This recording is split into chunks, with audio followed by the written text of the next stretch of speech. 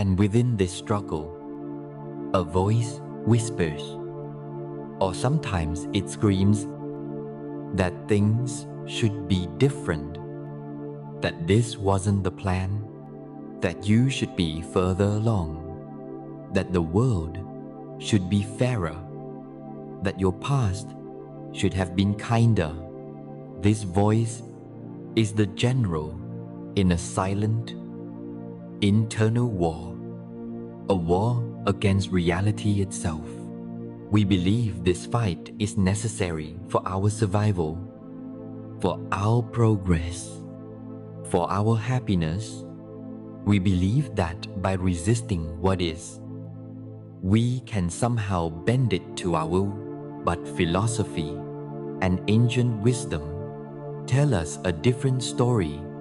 They reveal that this very resistance, this state of non-acceptance, is the primary source of our anxiety, our anger, and our despair. It is an unwinnable war that drains our life force, consumes our energy, and steals the simple peace of the present moment. But what if there was another way? A path not of passive resignation, but of powerful, active, surrender.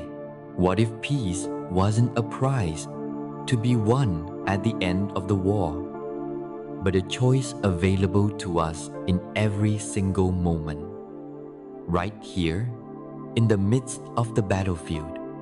This is the profound promise of the power of acceptance.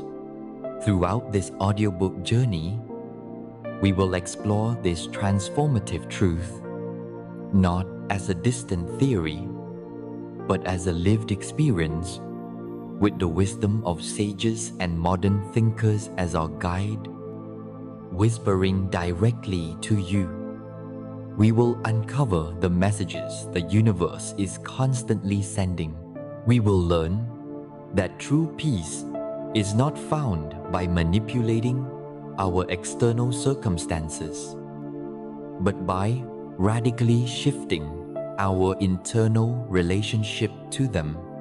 This is an invitation to lay down your arms, not in defeat, but in wisdom, and to discover the unshakable serenity that is already waiting for you. Right now, the war is not fought on a distant battlefield with the clash of steel or the roar of cannons. It is a silent, intimate conflict waged within the sacred territory of your own mind, your own heart, your own body. It begins the moment you awaken. Perhaps it starts with the sound of the alarm, and the first thought is a form of resistance, a silent no against the coming of the day. This is the first skirmish. As you move through your morning, the battles continue. The coffee isn't strong enough. A declaration of war against a simple beverage. The news on the radio is upsetting. A war against the state of the world.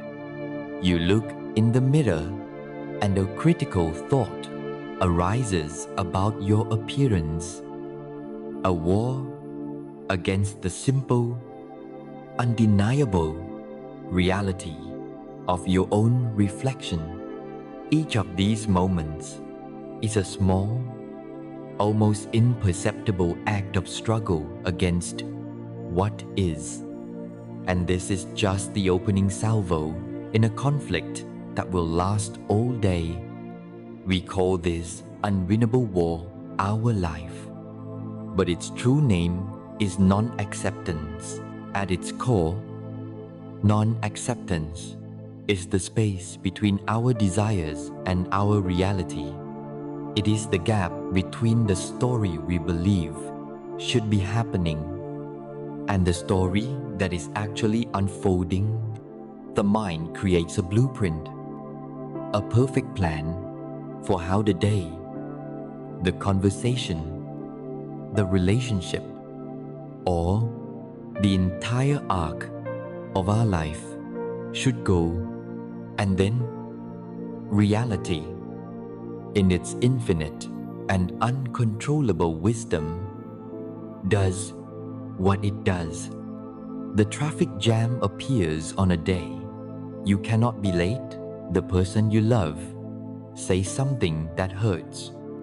The project you poured your soul into receives criticism. In that instant, a gap opens, the blueprint shatters, and into that gap, we pour our energy, our anger, our fear, our sorrow. We are not just experiencing an unwanted event. We are fundamentally rejecting its right to exist. We are declaring with every fiber of our being, this should not be. This declaration is the battle cry, and this battle is profoundly, devastatingly exhausting. Think of your vital life force, your spiritual and mental energy as a finite resource, a reservoir of precious water. Every time you engage in this war against reality, you are drilling a hole in that reservoir. The anger you feel at the driver who cut you off is not just a fleeting emotion, it is a leak. The hours you spend replaying a past mistake, wishing you could change it, is not just contemplation, it is a steady, draining siphon. The anxiety you feel about the future you cannot control is not just planning, it is a torrent of your life force gushing out into the abyss of the imaginary. At the end of the day, we often collapse, feeling utterly depleted, and we blame our jobs, our responsibilities, our busy schedules. But the true source of our exhaustion is often not the work we have done, but the war we have waged. It is the cumulative effect of 1,000 tiny resistances, 1,000 moments of clenching our jaw, tightening our chest, and screaming internally against the flow of life itself. This constant internal friction generates an enormous amount of heat and stress in our system, leaving us weary, brittle, and unable to meet life's genuine challenges with the grace and creativity that are our birthright. The great tragedy of this war is that it is fueled by a powerful illusion, the illusion of control. We fight because on some deep, unconscious level, we believe our resistance is effective. We believe that if we get angry enough at the rain, it might stop. We believe that if we worry enough about a loved one, we can somehow protect them from harm. We believe that if we mentally punish ourselves for a past failure, we can retroactively alter its outcome. But this is a profound misunderstanding of where our power truly lies. Your anger at the traffic does not change the speed of the car in front of you. It only poisons your own bloodstream with stress hormones.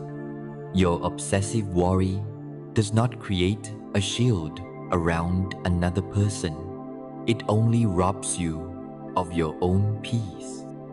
Your self-flagellation over the past does not rewrite history. It only crucifies you in the present. The event itself is neutral. It is just a fact. The traffic is slow. The feedback was critical. The mistake was made. The pain and suffering we experience do not arise from these neutral facts, but from the violence of our resistance to them. We are not hurt by the event so much as by our desperate, futile struggle against it. Imagine a man who arrives at the bank of a great, powerful river. He has a destination in mind, a spot on the opposite bank, slightly upstream, but he looks at the river's powerful current and decides, this river should be flowing the other way. It is an obstacle to my goal. And so, instead of building a raft, or finding a bridge, or simply allowing the current to carry him to a different landing spot, he wades into the water. He plants his feet firmly on the rocky bed, leans his shoulder into the immense, moving mass of water, and begins to push. He grits his teeth. His muscles bulge and strain. Sweat pours from his brow, mingling with the spray of the river. He pushes with all of his might, grunting with effort. His entire being focused on the single, impossible task of making the river bend to his will. The river, of course, barely notices. It continues its journey to the sea. Indifferent to his struggle, it flows as it has for millennia, guided by gravity and the shape of the land. The man, however, is in agony. He grows tired, then exhausted, then hopeless. His legs tremble, his arms ache, and his spirit is crushed by the futility of his task. He is not being defeated by the river. The river is not his enemy. He is being defeated by his own resistance, by his refusal to accept the fundamental nature of what is. That man is each of us. That river is reality. Every day, we find our own rivers, our own currents that are not flowing in our preferred direction, and we plant our feet and we begin to push. We push against our feelings. We push against other people. We push against the unchangeable facts of our past and the unknowable truths of our future. We fight this unwinnable war, and we wonder why we are so tired. The first step toward peace, the first article in any treaty with reality, is to see this war for what it is. It is unwinnable. It is draining, and it is entirely voluntary. We are not conscripted soldiers. We are volunteers, signing up for duty every single morning. The power to declare a ceasefire lies entirely within you at any moment. But if this war is so draining, so futile, so utterly contrary to our own well-being, the question must be asked, why are we all such dedicated soldiers? Why do we enlist day after day in this painful, pointless battle? The answer lies not in the world outside, but in the commander within, a commander whose very identity has been built upon the conflict, whose sense of self depends on the continuation of the war. To understand how to achieve peace, we must first turn our attention to this commander, the powerful, subtle, and deeply ingrained voice of the ego. To understand why we so willingly participate in the unwinnable war against reality, we must get to know its commander. This commander is not a villain, not an enemy to be vanquished, but rather a deeply misunderstood and ancient part of our own psychological architecture. In spiritual traditions, it is known as the ego. Let us, for a moment, set aside any negative connotations we have with that word. The ego is not about being arrogant or selfish, though those can be its expressions. At its core, the ego is a survival mechanism born from our need to navigate a complex world by creating a distinct sense of me. It is the architect of our identity.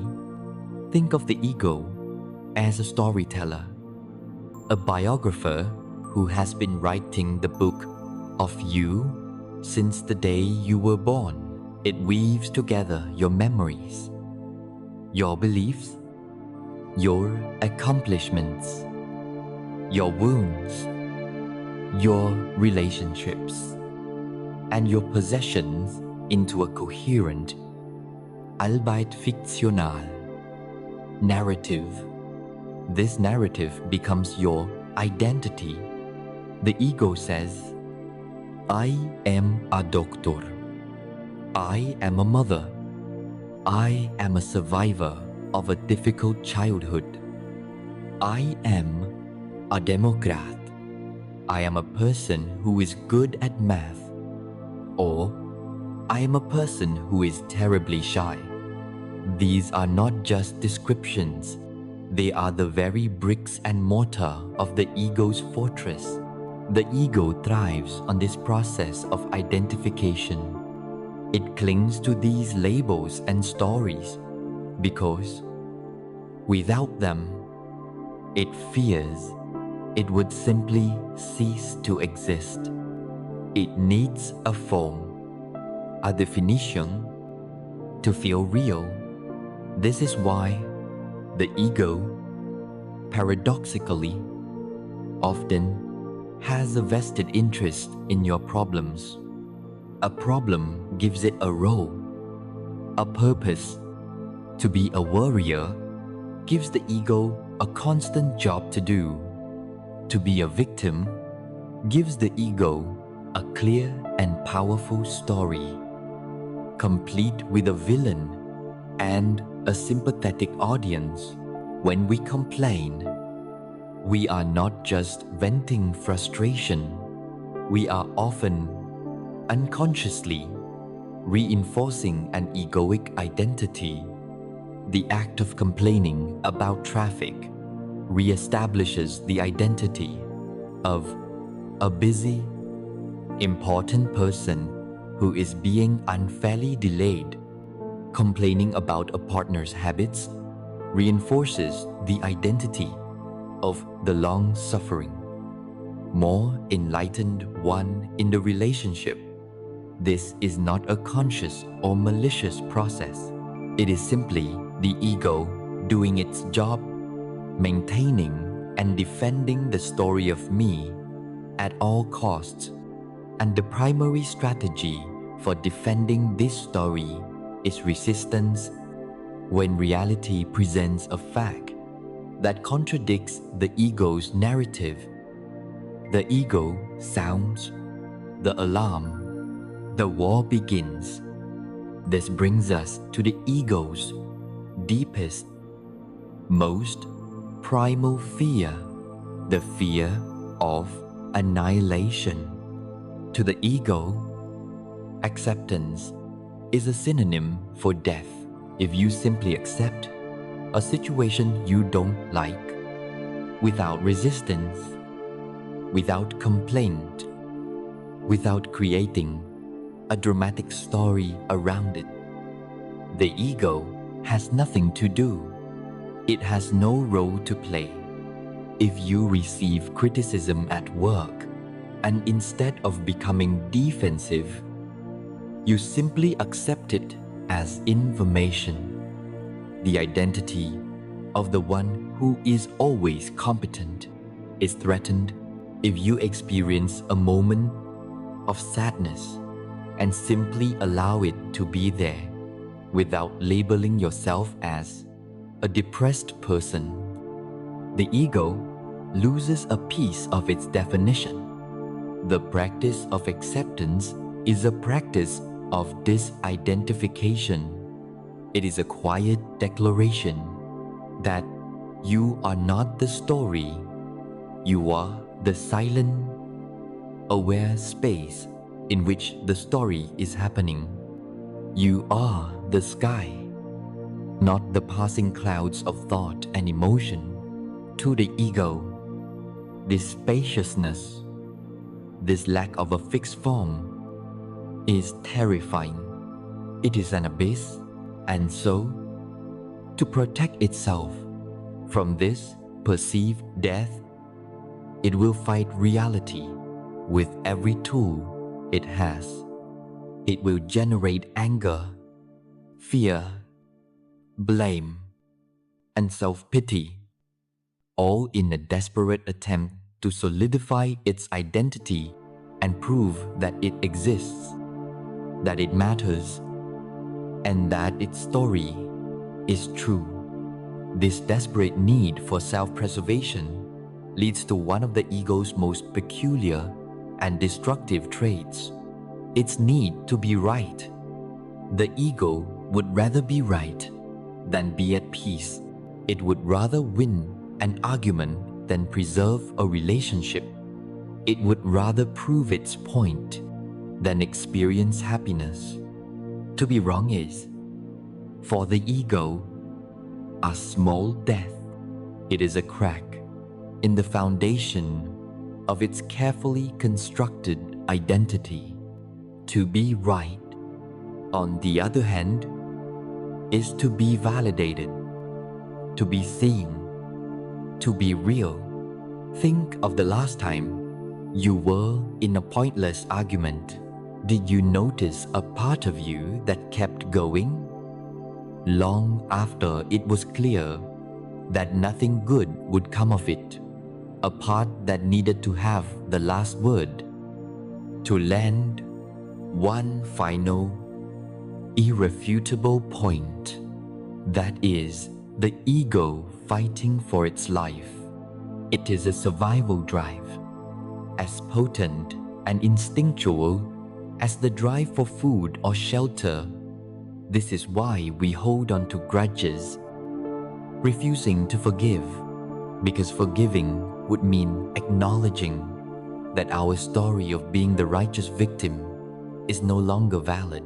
This is why we resist apologizing, because an apology is a direct admission of being wrong, a direct blow to the ego's integrity. The peace, freedom, and connection that lie on the other side of an apology are invisible to the ego. All it sees is the threat of its own diminishment. So how do we work with this powerful, deeply ingrained commander? The answer is not to declare war on the ego itself, for that is just another egoic game, another story of me, the spiritual warrior who will defeat my ego. That is a battle you can never win. The path to freedom is far more subtle and gentle. It begins with awareness. It begins with learning to identify the voice of the ego The practice is to become a curious, detached observer of your own mind when you are stuck in traffic. Notice the thoughts that arise.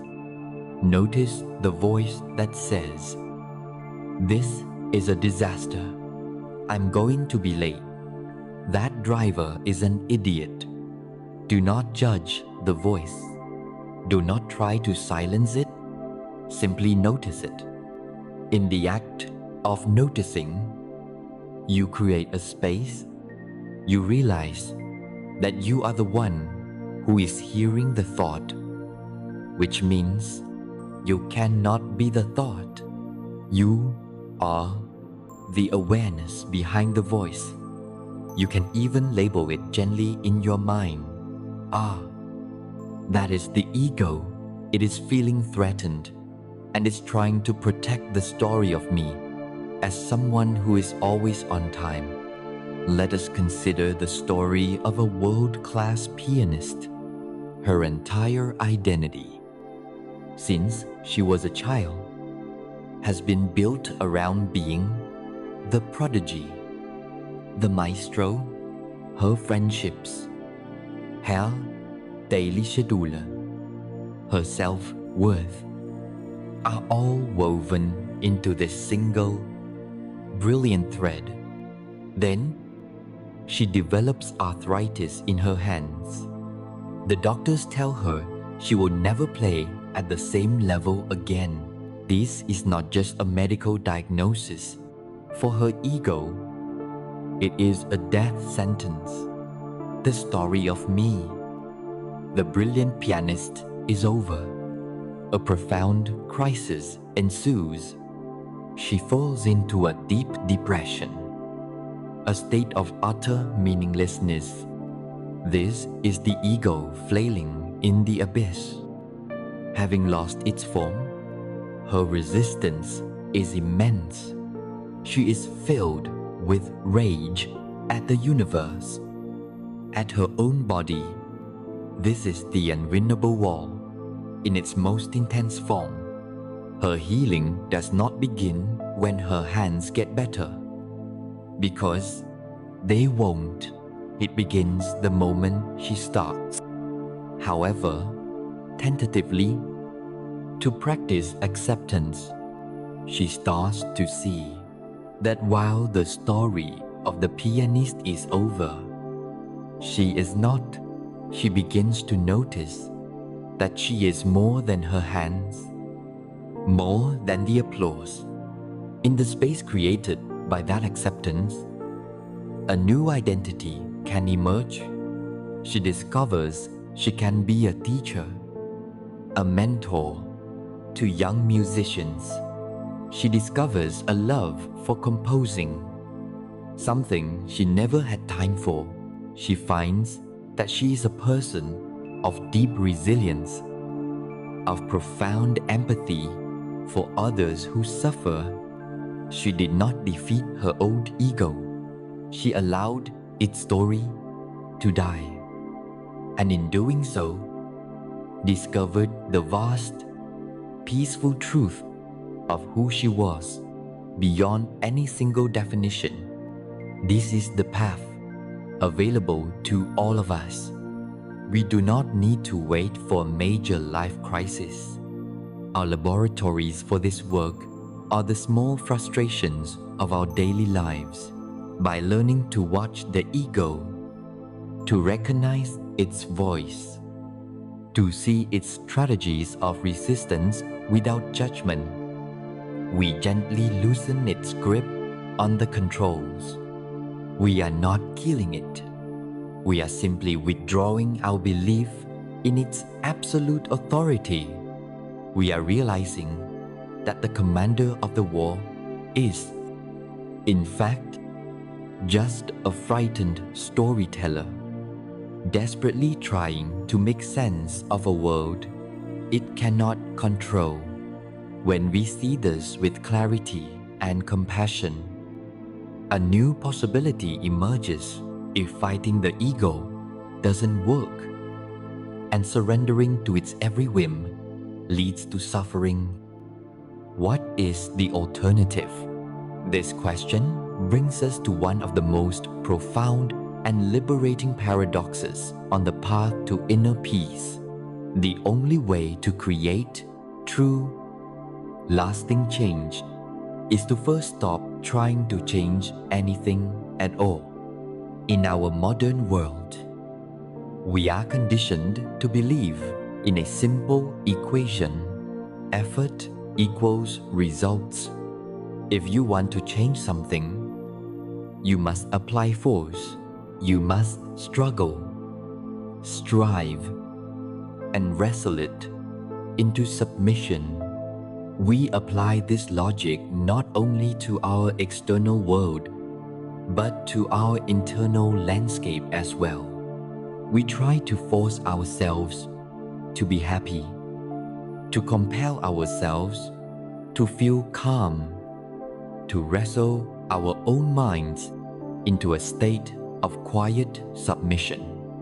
Yet, we are often met with a frustrating and bewildering outcome. The harder we try, the further our goal seems to recede.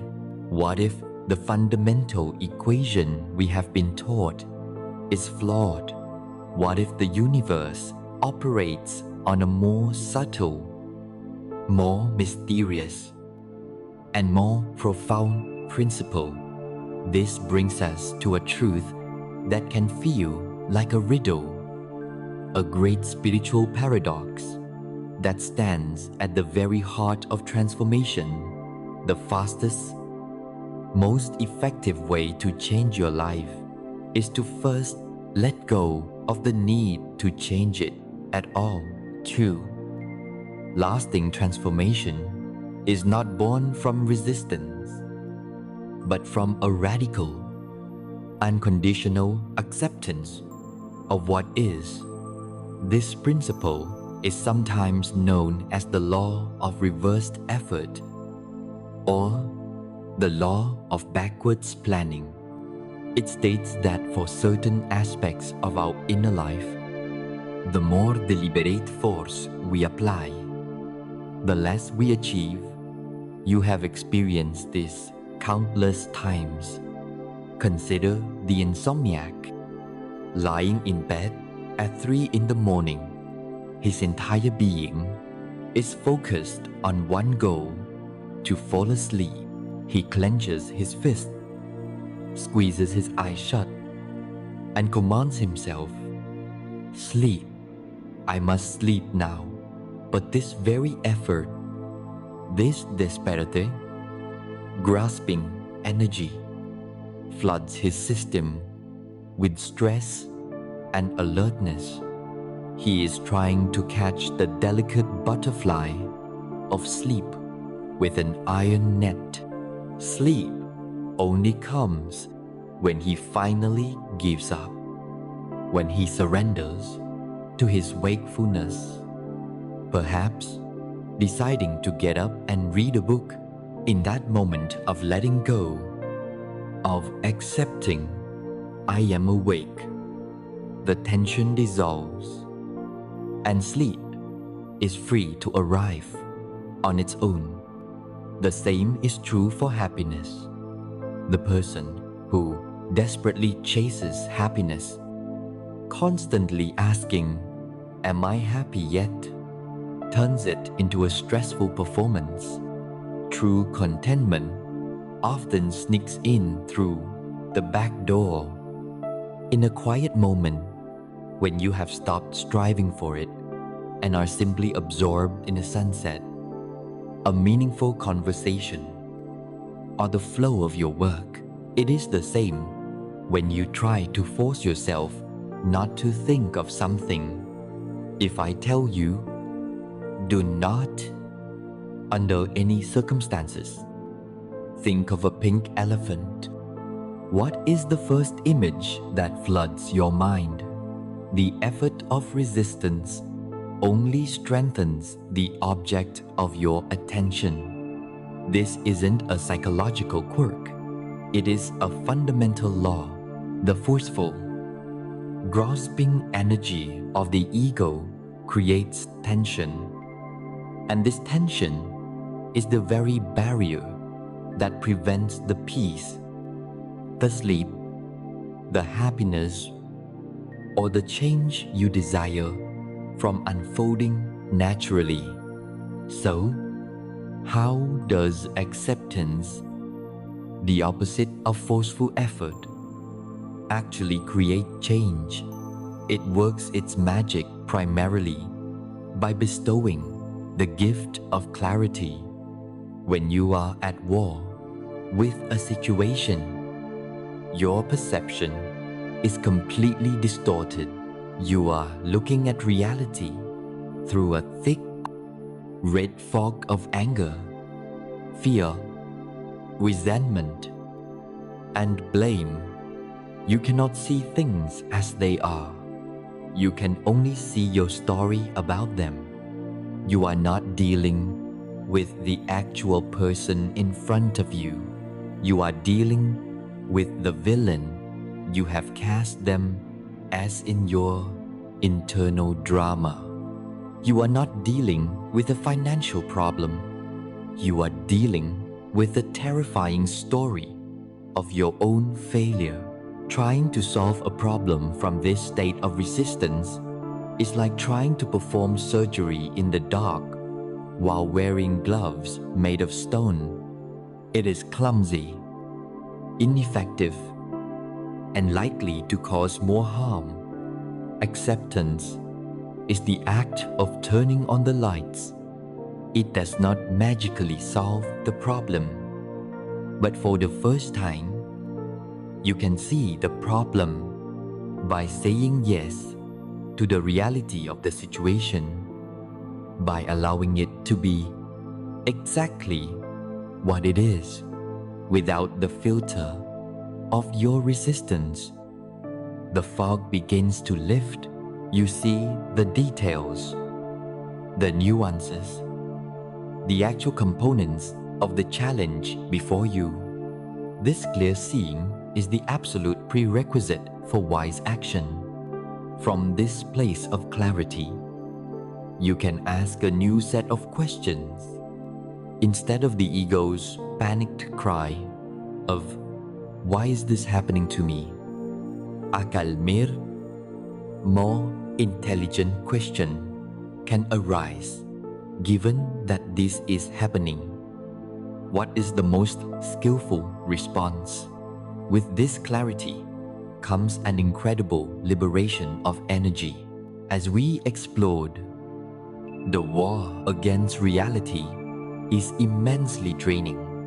It is like trying to hold a massive beach ball underwater. It takes constant, exhausting effort. The moment you let go, the moment you accept the situation, the ball simply bobs to the surface. And in that moment, all the energy you were using to hold it down is suddenly returned to you.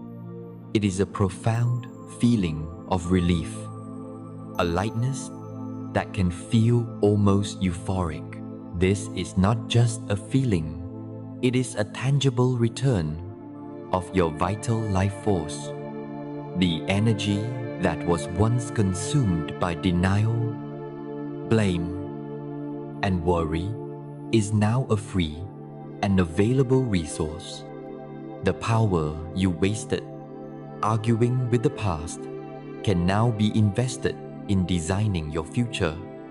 The emotional capital you spend on resenting another person can now be used for healing yourself and setting healthy boundaries.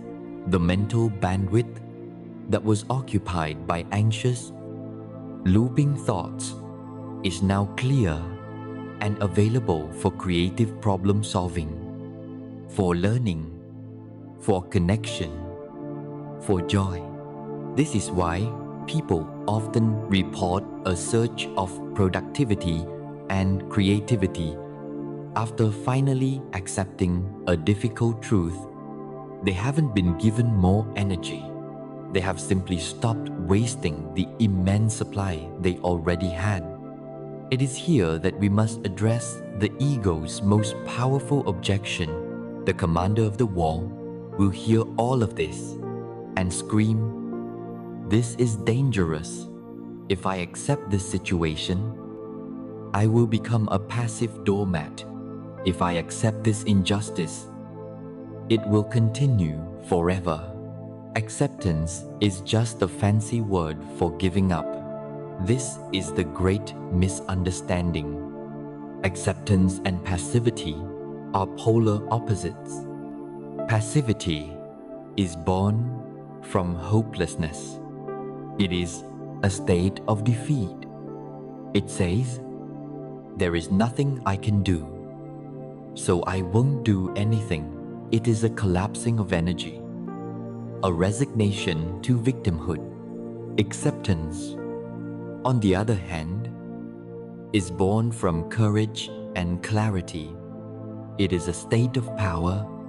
It says, "This is the reality I am facing. I see it clearly and without illusion. Now, from this place of solid ground, I will choose my response." Acceptance is the firm foundation upon which all effective action is built. You cannot navigate out of a forest until you first accept that you are lost. You cannot begin to heal a sickness until you first accept the diagnosis. Acceptance is not the end of the action. It is the necessary beginning of all wise and skillful action. There is no more powerful illustration of this paradox than the journey of recovery from addiction. Consider a person trapped in the throes of alcoholism. Their life is defined by non-acceptance. They refuse to accept the label of alcoholic. They tell themselves it's just a phase, that they can control it, that their drinking is caused by their stressful job or their difficult relationships. Their life is a chaotic war, waged on multiple fronts, fighting with family who express concern, hiding their behavior from their employer, and most of all, fighting the growing, gnawing evidence of their own powerlessness. Their energy is entirely consumed by maintaining this illusion. Then, often, comes a moment known as rock bottom. And what is rock bottom? It is not merely a point of great suffering. It is a moment of total, gut-wrenching surrender. It is the moment the war ends, because the fighter has been utterly defeated. It is the moment they can finally look in the mirror and say, without qualification, without blame, without excuse, the simple, devastating, and liberating words, "I am an alcoholic." In that instant, nothing has changed, and yet everything has changed. The addiction is still there. The broken relationships are still there. But the war is over. The fog of denial has lifted. All the energy that was spent on fighting reality is now, for the first time, available for the work of healing. That statement, "I am an alcoholic," is not an act of passivity. It is the most powerful, proactive, and life-altering action they have ever taken. It is the acceptance that precedes all transformation. From that point forward, they can begin to attend meetings, to seek counseling, to take the real, practical steps toward building a new life, all because they started with the profound power of accepting what is this journey from chaotic resistance to transformative acceptance shows us the path to truly change. We must stop fighting the old and start embracing the now. By surrendering to reality, we align ourselves with the immense creative power of life itself. But how do we cultivate this state of surrender if we cannot force it? How do we find it? The gateway is not through strenuous effort, but through a gentle shift in awareness. We must learn to enter the sacred arena where acceptance lives and breathes. The timeless, ever-present, and infinitely powerful dimension of the present moment. We have seen that our suffering arises not from reality itself, but from our unwinnable war against it. A war commanded by the ego. We have uncovered the great paradox that the only way to create change is to first embrace what is. This inevitably leads to a crucial, practical question: where does this acceptance take place? If we cannot find it by fighting or by thinking our way to it, where is its home? The answer is as simple as it is profound. The only place you can ever practice acceptance, the only arena where peace can ever be found, is in the tiny, fleeting, yet eternal space of the present moment. The now is the sanctuary. It is the only reality we ever truly have. The past and future, the two realms where the ego loves to dwell, are the very source of our non-acceptance. Your mind is a magnificent and powerful tool, but left to its own devices, it functions like a faulty time machine, constantly pulling your consciousness away from the only place where life is actually happening. The machine has two primary destinations. The first is the past, but the past is a ghost town, a museum of memories that you can visit but never alter. Non-acceptance of the past takes the form of regret, resentment, and guilt. The ego drags you back to wander the halls of this museum, pointing at old decisions, replaying painful conversations, and whispering, if only you had said that, if only you hadn't done this. You cannot accept something in the past because the past is no longer real. It exists only as a thought, a neural pathway in your mind right now. When you believe you are agonizing over the past, you are actually just resisting your present moment memory of it. You are fighting a ghost in the theater of your mind, a battle that consumes your present-day energy while offering no possibility of victory. You are allowing the dead hand of yesterday to strangle the life out of the only day you can actually live today. The machine's other favorite destination is the future, and the future is a realm of pure fantasy. It is a blank canvas upon which the ego projects its hopes, and far more often, its fears. Non-acceptance of the future is called anxiety. It is the practice of pre-suffering. The ego tells you 1,000 stories about what might go wrong, what disasters might befall you, what terrible outcomes await. It convinces you that by worrying, you are somehow preparing. You are being responsible, but worry is not preparation. Preparation is taking practical steps in the present moment to deal with the potential outcome. Worry is simply spinning your wheels in a mental ditch, rehearsing a tragedy that has not happened and may never happen. In doing so, you are rejecting the reality of your present moment, which might be perfectly safe and peaceful, in favor of a terrifying mental fiction when you are lost in regret or anxiety.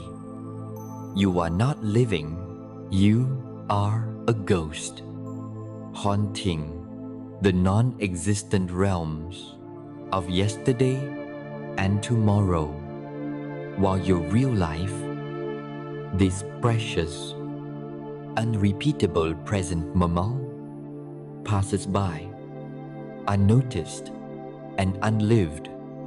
So how do we escape this faulty time machine? How do we ground ourselves in the sanctuary of the now? We cannot do it with the mind alone, for the mind is the time traveler. We must use a different anchor, something that is always and without exception in the present moment. That anchor is your body. While your mind can roam across decades in a single second, your body is irrevocably, undeniably, right here, right now.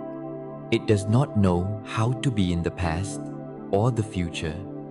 It only knows this breath, this sensation, this instant. Bringing your awareness into your body is the simplest and most powerful way to come home to the present moment. You can do it right now. Feel the weight of your body on the chair or the ground. Notice the points of contact. Feel the gentle pressure, the sensation of gravity. Become aware of the air on your skin, its temperature, its movement. Listen, really listen to the sounds around you without judging or labeling them. Just hear them as pure vibration. And most powerfully of all, bring your attention to your breath. Feel the sensation of the air entering your nostrils, filling your lungs, and the gentle release as you exhale. The breath is your most faithful tether to the now. It is never in yesterday. It will never be in tomorrow. It is always happening in this moment. By simply resting your attention on the anchor of the body and the breath, you pull your consciousness out of the fantasy worlds of past and future and into the living reality of the present.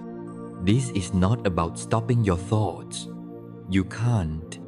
It is simply about placing your attention elsewhere, letting the thoughts become background noise instead of the main event.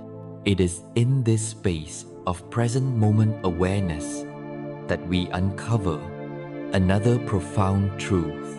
Most of what we call our problems do not actually exist in the now. A problem is not a situation, it is a mental story, a narrative that the ego weaves around a situation by dragging in the past and projecting into the future. Let's take a practical example.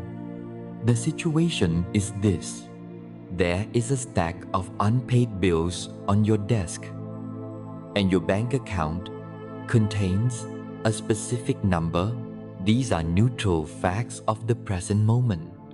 Now, watch the mind create a problem. It looks at the bills, the present situation, immediately accesses its memory bank of past financial struggles and feelings of scarcity, the past, and then projects a catastrophic future where you lose your home and end up destitute the future.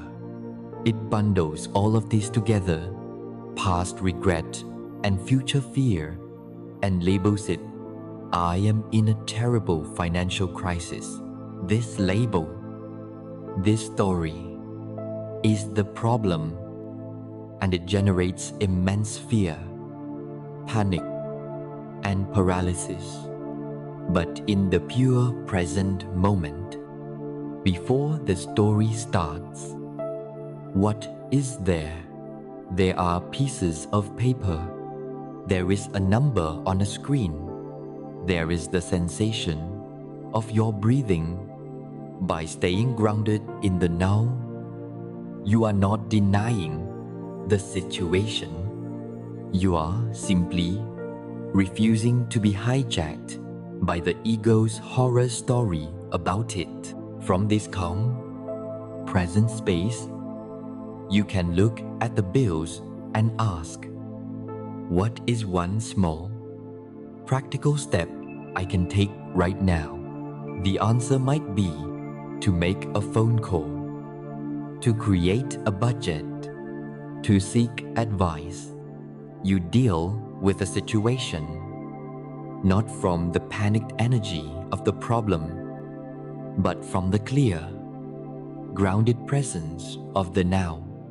Imagine going for a walk in a beautiful forest. In one scenario, you are completely lost in your mind. As you walk, you are replaying an argument you had with your partner, planning your work week, worrying about your health. Your body is moving through the forest, but your consciousness is a million miles away. You see nothing. You hear nothing.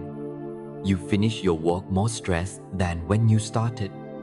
Now, imagine the same walk, but this time, you make a conscious decision to stay present. You deliberately bring your attention to your senses. You feel the firm, damp earth beneath your feet. With each step, you notice the exact, unique crunch of a dry leaf. You look closely at a tree and see the intricate, rugged patterns of its bark.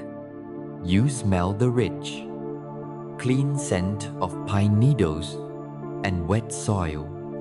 You stop and listen, and instead of a general bird song, you can pick out the distinct call of one specific bird.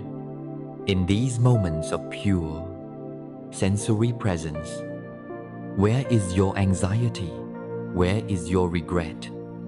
It has vanished, not because you fought it, but because your attention is fully occupied by the richness of reality. There is no room for the ghosts of the past or the phantoms of the future when you are fully engaged with the life that is right in front of you. This is not an escape from your life. It is the deepest possible immersion into it.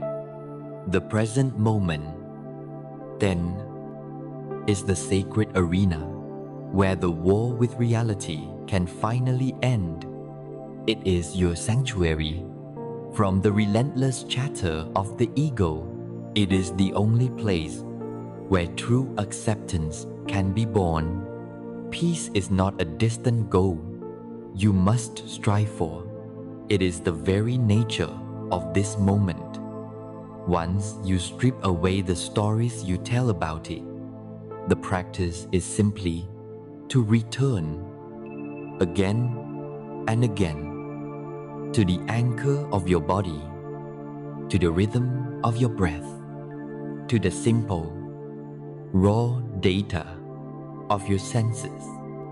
Each time you do so, you are strengthening a muscle, deepening a neural pathway, and making it easier to reside in this state of peace. But this raises a vital question. What happens when the present moment itself is filled with pain? What if the reality of the now is not the beauty of a forest, but the storm of a difficult emotion? It is one thing to accept the gentle sound of the wind, but how do we learn to accept the hurricane within our own hearts, to become true masters of acceptance? We must learn to be gracious hosts, to open the door of our present moment and welcome even the most feared and unwanted of guests. Having anchored ourselves in the sanctuary of the present moment, we are inevitably forced to confront what we find there. Sometimes, the now is peaceful, Kiet Harbor, but often it is the stage for intense, powerful, and unwelcome visitors. Fear, anger, grief, jealousy, loneliness. These are the difficult emotions. When one of them knocks on the door of our awareness, our typical reaction is one of panic. We pretend we are not home. We turn up the volume on the television of our distractions, hoping they won't hear us inside. We try to barricade the door with positive affirmations, or numb ourselves with food, with work, with endless scrolling. We treat these emotions like dangerous intruders, burglars who have come to rob us of our peace. But this is a profound misunderstanding of their purpose. Spiritual wisdom teaches us to see them not as intruders, but as messengers, as sacred guests. They have traveled a long way from the deep, intuitive parts of our psyche, and they carry vital information for our healing and growth. Anger is often a messenger of justice, arriving to tell you that a boundary has been violated or an important value has been compromised. Sadness is a messenger of love, appearing to show you the depth of what you cared for, the significance of what you have lost. Fear is a messenger of attention, a scout sent to highlight something in your future that requires wisdom, presence, and care. By refusing to open the door, we are not protecting ourselves. We are sending the messenger away without ever receiving the urgent letter they carry. This strategy of suppression, of emotional denial, is not only ineffective, it is deeply harmful. It operates on the flawed logic that if you ignore something, it will cease to exist. But an emotion is a form of energy, and the first law of thermodynamics tells us that energy cannot be destroyed. It can only be transformed. When you push down the energy of an emotion, it doesn't vanish. It simply goes into the basement of your consciousness, where it begins to curdle and mutate. It is like trying to hold a buoyant, inflatable ball underwater. The act of suppression requires constant, exhausting effort. The moment you are tired, the moment your attention slips, that ball will erupt to the surface with even greater force, often at the most unexpected and inappropriate times. The suppressed anger at your boss doesn't disappear.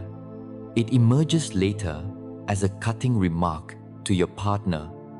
The unwept tears of grief don't evaporate. They can solidify into a chronic, low-grade depression or a pervasive sense of numbness. The ignored anxiety doesn't dissolve. It can manifest as physical ailments, obsessive thoughts, or a crippling inability to take risks.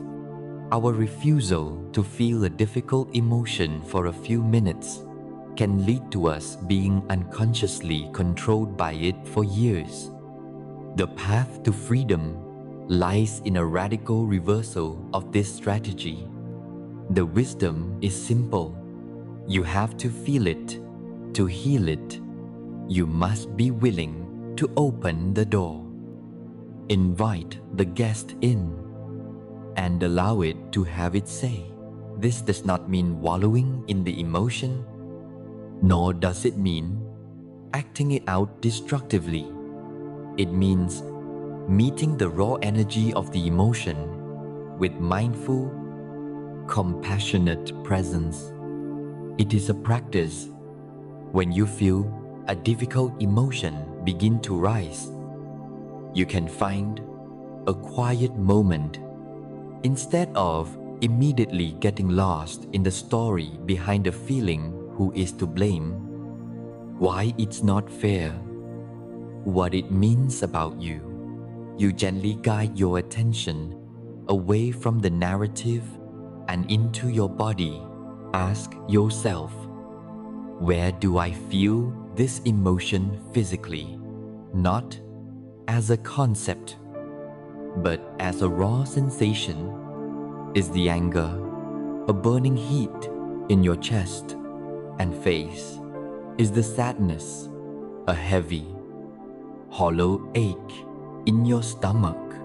Is the anxiety a frantic, vibrating energy in your hands and throat?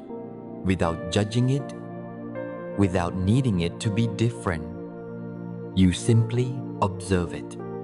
And then you breathe into it. Imagine your breath as a wave of warm, accepting energy flowing into the part of your body where the sensation is strongest. You are not breathing to push it away. You are breathing to give it space, to signal to that wounded part of yourself, I am here with you. It is okay for you to be here. When you do this, something miraculous happens. The emotion, having finally been seen, heard, and allowed to exist, begins to soften its energy. Having delivered its message, is free to complete its natural life cycle and move on. A simple yet profound tool in this process is the act of labeling. When an emotion surges, and you can say to yourself, either out loud or in your mind, this is grief, or I am aware of the presence of anger. You perform a subtle act of spiritual alchemy. In that moment of naming, you are separating your true self, the calm observer, from the emotion itself. You stop being completely fused with the feeling. The statement is no longer, I am sad, which implies your entire identity has been consumed by the emotion. Instead, it becomes, I am experiencing sadness, which implies that you are the larger container in which the emotion is temporarily arising. This creates a sliver of space, a pocket of peace. Even in the midst of the storm, the label acts as a circuit breaker, interrupting the reactive loop of the ego and allowing you to respond to your feelings with wisdom rather than being swept away by them.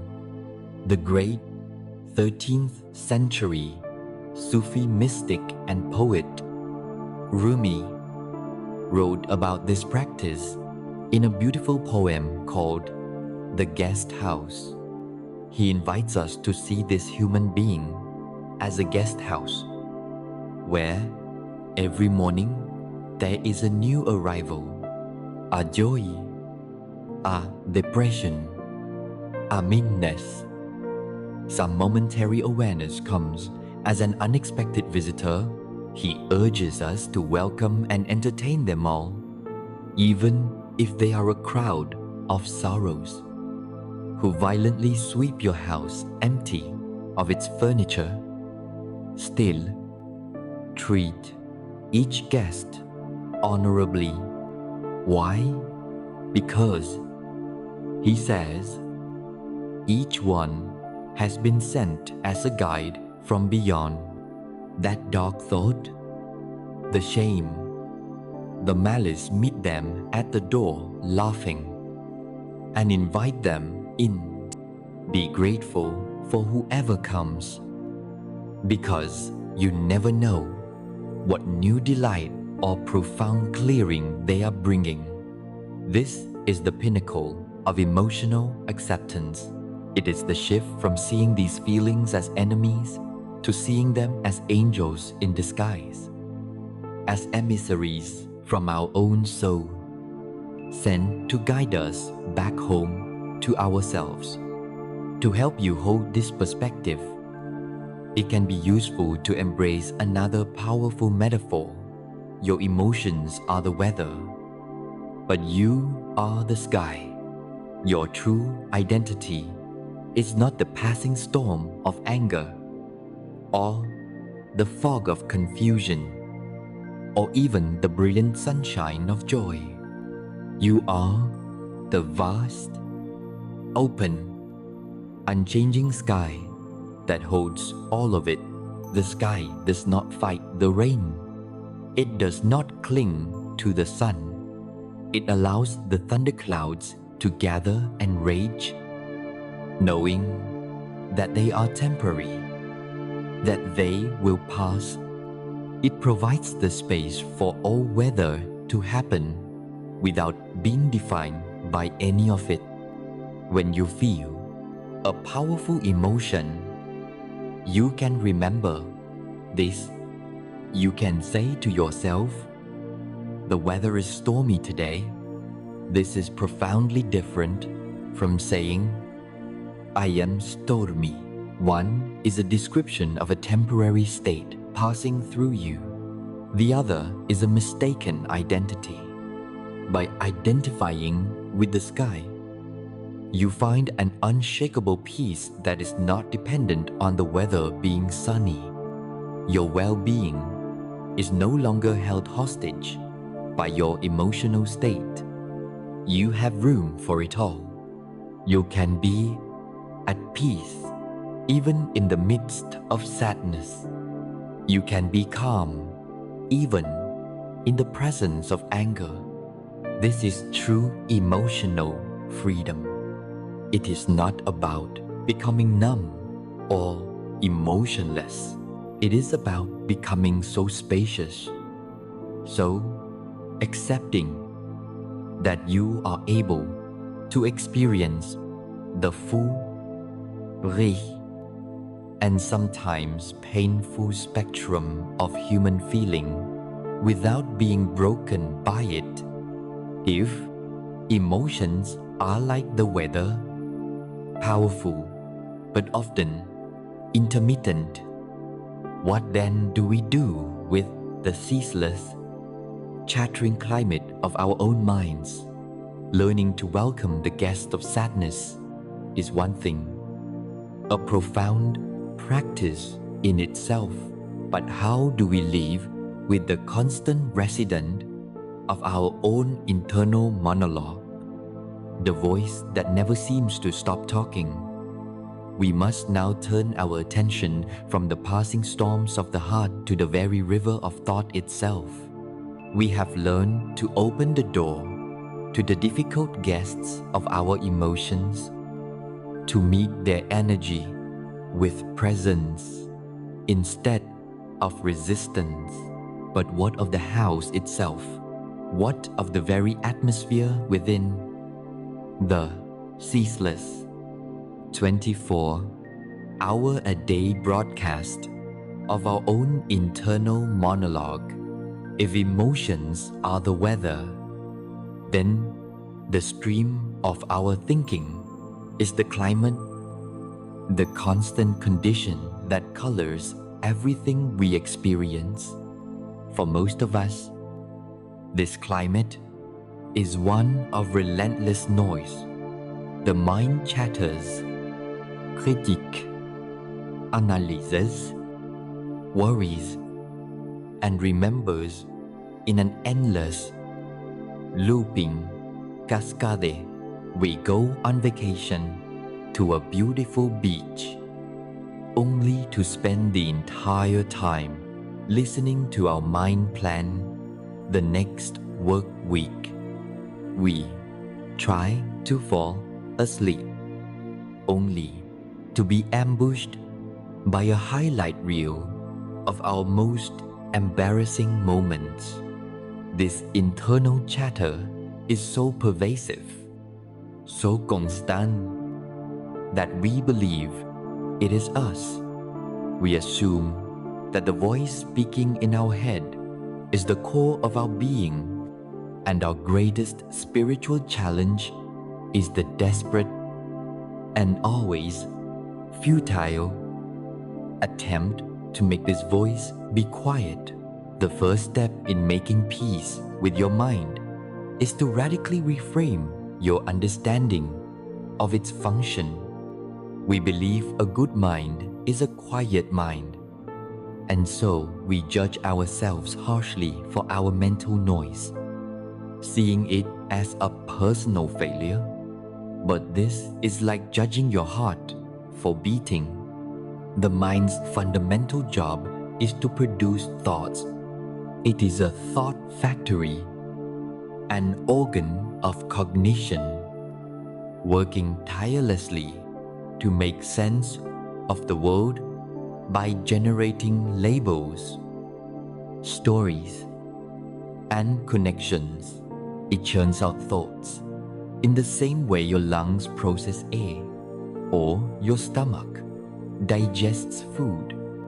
You cannot order it to stop, any more than you could order your cells to stop dividing. The attempt to achieve a completely blank mind is a recipe for frustration. It is a war you will never win, because you are fighting against the very nature of the machine itself. The goal is not to shut down the factory.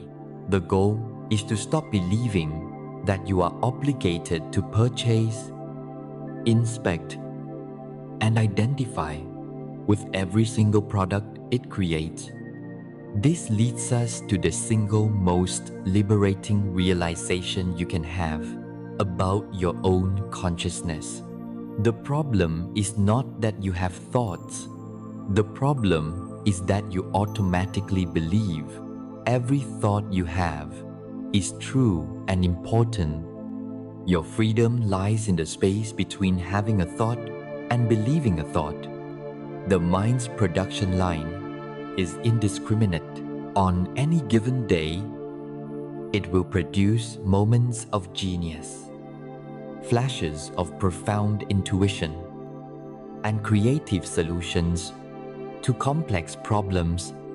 On that same day, it will also produce paranoid fantasies, cruel judgments, mundane grocery lists, irrational fears, and snippets of annoying songs.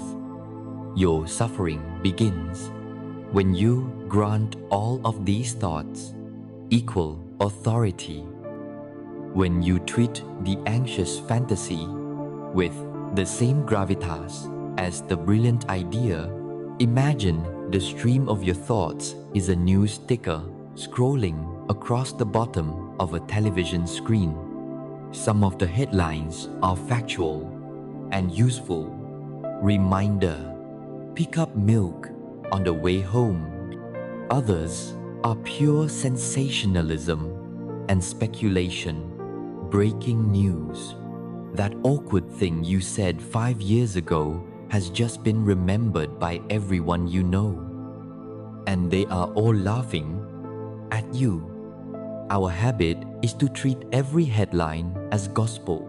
Be fused with the thought, especially the negative ones, and allow them to dictate our emotional state. Acceptance, in this context, is learning to simply read the ticker without reacting, to see the thoughts without becoming them. To cultivate this skill, we can use powerful visualization techniques that help create a space between the observer, your true self, and the stream of thoughts. Imagine yourself sitting peacefully on a grassy hill, looking up at a vast, brilliant blue sky. That sky is the spacious, silent awareness. That is your essential nature. Now, notice that clouds begin to drift across the sky. These clouds are your thoughts. Some are small and wispy, barely there. Others are large, dark, and heavy, full of the potential for a storm.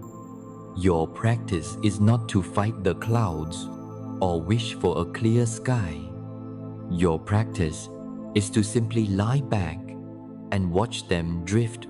You notice a dark cloud of worry approach. You observe its shape and texture, and you watch as it eventually drifts past, revealing the blue sky that was always there behind it. You are the sky, not the clouds. Another powerful practice is to imagine yourself sitting by the bank of a gently flowing river. This river is the stream of your consciousness. As a thought arises in your mind, you mentally encapsulate it, place it on a leaf, and gently drop it into the river. You watch it float away. A thought about your to-do list, place it on a leaf and let it go. A memory from childhood, place it on a leaf and let it go. A harsh judgment about yourself, place it on a leaf and watch it float downstream. You don't jump in the river to chase after it. You don't try to dam the river to stop it. You simply remain on the bank, the calm, unwavering witness to the ceaseless flow. This practice of detached observation is the ultimate antidote to rumination. Rumination is the painful habit of getting stuck on a single thought or story, chewing on it endlessly like a dog with a bone. It's when a worry or a resentment becomes a mental hamster wheel that we cannot seem to get off. In the metaphor of the river, rumination is what happens when we see a particularly interesting or painful log floating by, and we jump into the water to grab onto it. We are no longer the observer on the bank. We are now thrashing about in the current, being pulled under by the weight of this single thought. The practice of acceptance teaches us how to let go of the log mean. It teaches us how to feel the cold shock of the water. Acknowledge, I am in the river now, and then gently, without panic or self-blame, guide ourselves back to the peaceful solidity of the river bank. It's not about never falling in. We all fall in. The practice is about getting better and quicker at returning to the shore, at remembering that we are the witness, not the whirlpool. There is an ancient Zen story that perfectly illustrates this human tendency to carry our thoughts long after they have served any purpose. Two monks, one older and one younger, were traveling together. They came to a river with a strong current where a beautiful young woman was waiting. Afraid to cross, the monks had taken a strict vow to avoid all contact with women without a word. The older monk lifted the woman onto his shoulders, carried her across the churning river, and set her down gently on the other side. She bowed in gratitude, and he bowed back, and the monks continued their journey. Hours passed. The younger monk was seething, his mind a torrent of judgment and confusion. He was silent, but his inner turmoil was immense. Finally, unable to bear it any longer, he burst out, "Brother, how could you do that? We have taken a vow not to touch women. It was a serious violation. How could you break your vow?" The older monk looked at him with a gentle, peaceful expression and replied softly, "Brother, I put that woman down by the river hours ago. Why are you still carrying her?" This is the question we must ask ourselves every day. What arguments are we still carrying? What slights? What worries? What ancient mistakes are we still hoisting on our shoulders? Long after the event has passed, our thoughts are not the problem. Our unconscious habit of carrying them is. The ultimate freedom, then, is not to be found in silencing your mind, but in fundamentally changing your relationship to it. It is the shift from being a prisoner in the cell of your own thinking to becoming the compassionate, curious warden who holds the keys. You see the thoughts, you acknowledge them. You may even find some of them useful, but you are no longer defined by them. You no longer believe that every whisper from the thought factory is a command you must obey. You are learning to rest as the sky, to sit on the riverbank, to put down the burdens you are no longer required to carry. But as we become more adept at accepting our inner world, our feelings, our thoughts, an important question naturally arises and demands our attention. It is one thing to accept a fleeting thought or a passing emotion, but what about the outer world? Does this principle of acceptance mean we must placidly accept a toxic work environment, an unhealthy relationship, or a deep injustice in the world? Is acceptance simply a spiritual bypass, a call to inaction, that makes us passive in the face of things that genuinely need to change?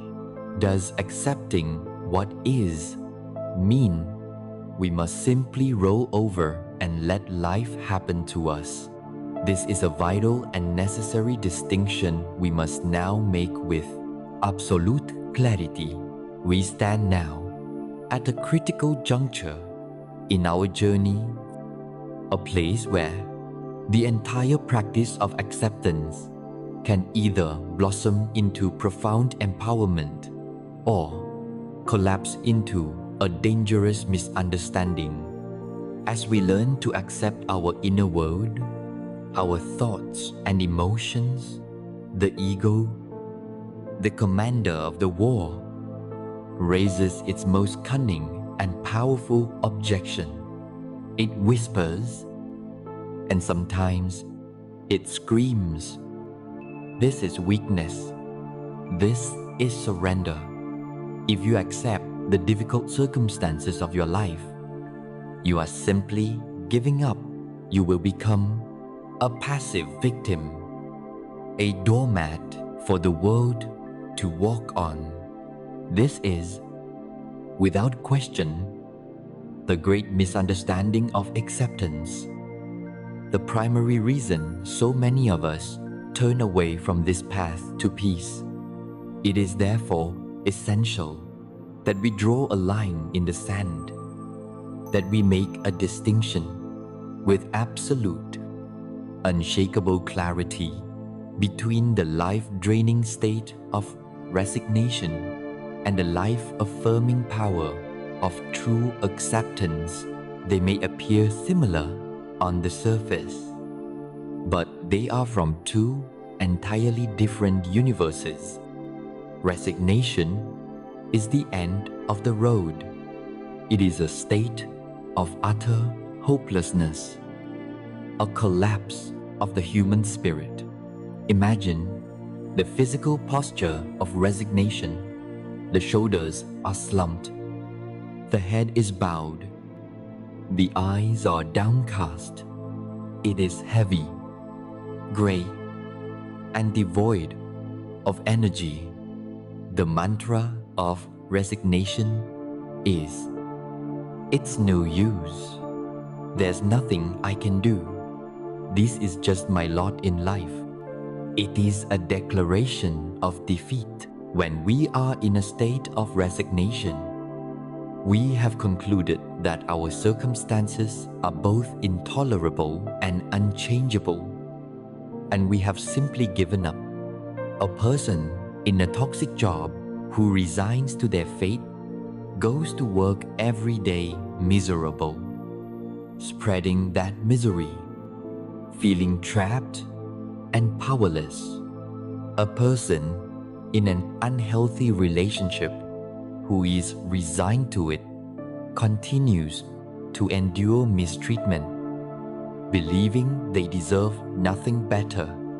Resignation is the ego's final, bitter story of victimhood. It is a prison cell whose doors are locked from the inside. It is not peace. It is a living death. Acceptance, on the other hand, is the beginning of a new road. It is a state of vibrant, courageous clarity. Imagine its posture. The back is straight. The feet are planted firmly on the ground. The eyes are open and looking directly at reality. It is calm, centered, and filled with a quiet, both energy. The mantra of acceptance is, "I see the situation for exactly what it is, without illusion and without denial." Now, from this place of clear sight, what is the wisest thing to do? Acceptance is not a declaration of defeat. It is a declaration of truth, and aligning with the truth is always the most powerful position you can be in. It is not a prison cell. It is the solid ground upon which you can build a new future. It is the act of taking your power back from the stories of the ego and grounding yourself in the facts of the here and now. This distinction becomes crystal clear when we understand a crucial nuance. You are accepting the reality of the situation. You are not necessarily condoning it, liking it, or agreeing with it. Acceptance of reality is not the same as approval. Let us apply this to difficult circumstances. Let's say you are in a relationship where your partner is consistently unkind. Resignation says, "He will never change, and I am trapped. This is my life now." Acceptance says, "I accept the reality that this person's behavior is consistently unkind and that it is deeply harmful to my well-being. I do not approve of it, but I will not waste my energy wishing he were a different person. I accept that this is who he is showing me. He is. Based on this clear-eyed acceptance, I now have the power to make a new choice. I can set a firm boundary. I can insist on counseling. I can choose to leave." Do you see the immense difference in power? Resignation is paralysis. Acceptance is the catalyst for intelligent action. This is an unbreakable law of transformation. You cannot effectively change a situation until you have first accepted the reality of it. You cannot solve a problem that you refuse to acknowledge. Imagine going to a doctor with a severe pain in your abdomen. A doctor who practices denial would say, "You seem fine to me. Just think positive thoughts." A doctor who practices acceptance will run tests, examine you thoroughly, and say, "I accept the reality that there is a serious issue here. The diagnosis is appendicitis." This acceptance of the diagnosis is not the end of the treatment.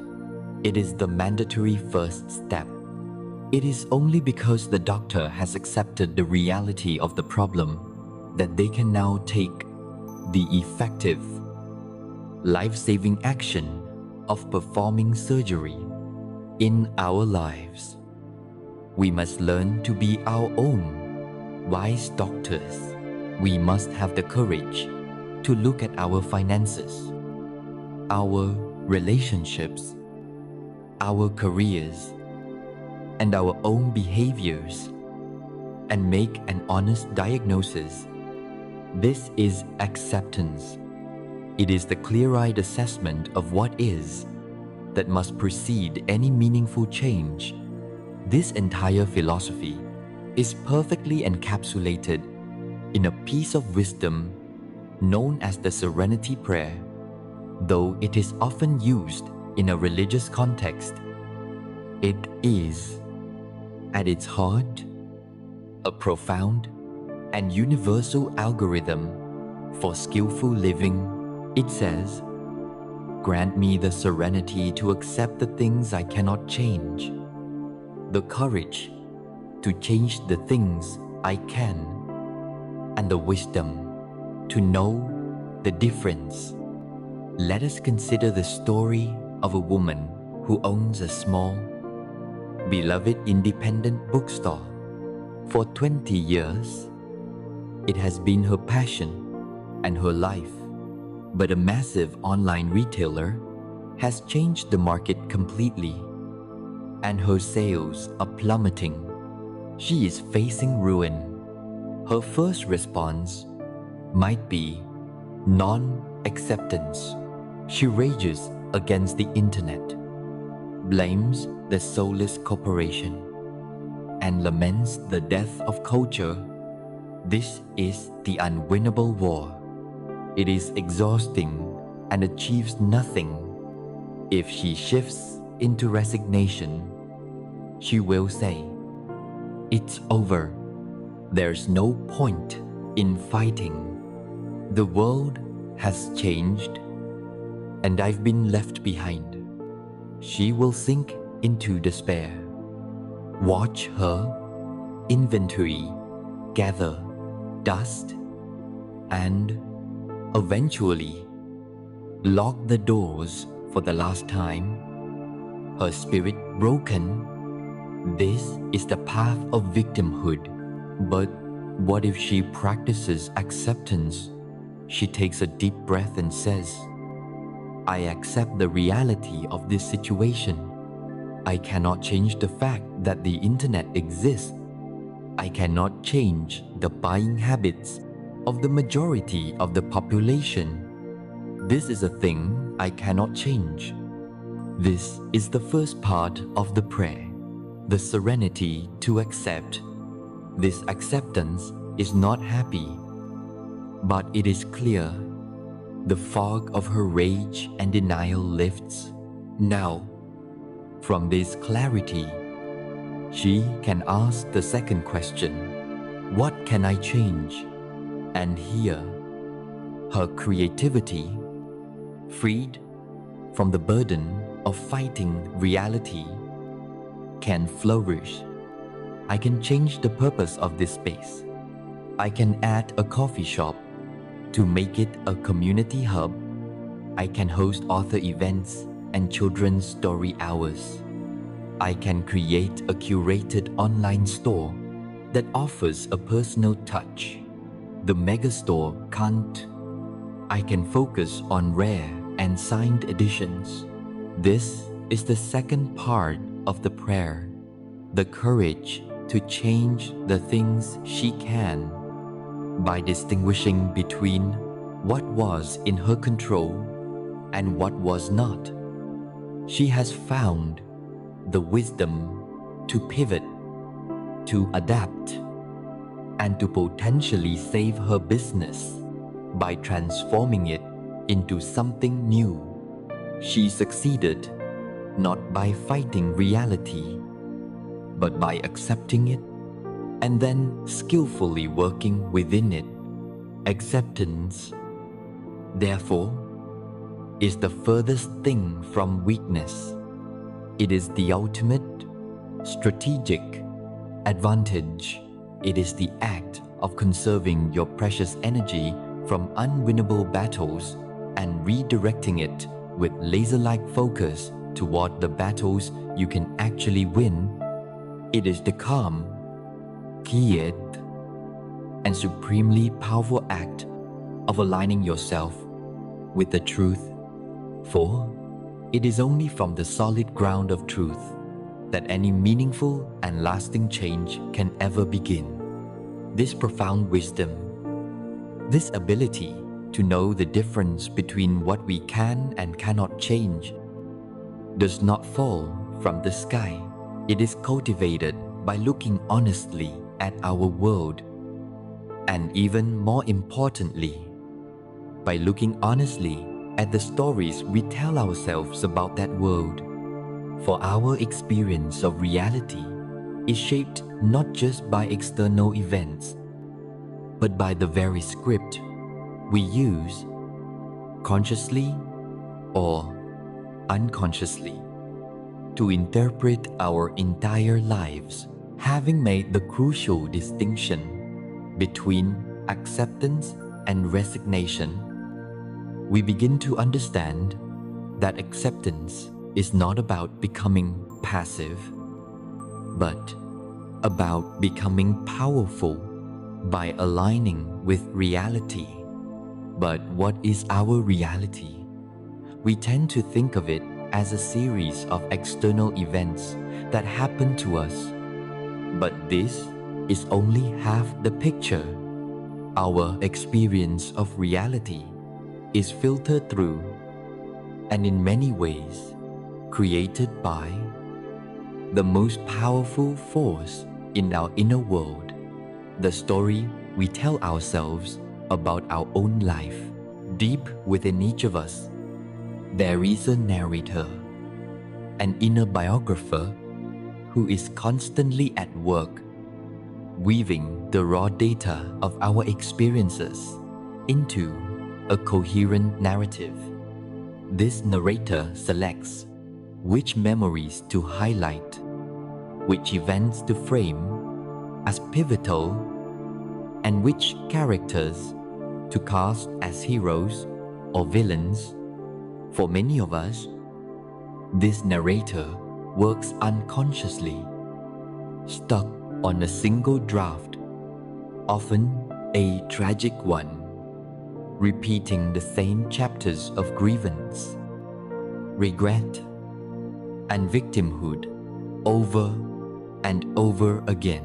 The practice of accepting your life story is the process of becoming a conscious author, of taking back the pen from the automatic, fear-driven narrator and learning to tell your story with wisdom, compassion, and power.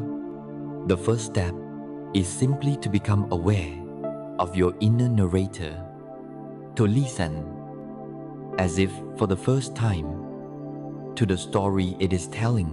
What is the genre of your life story as it's currently being told?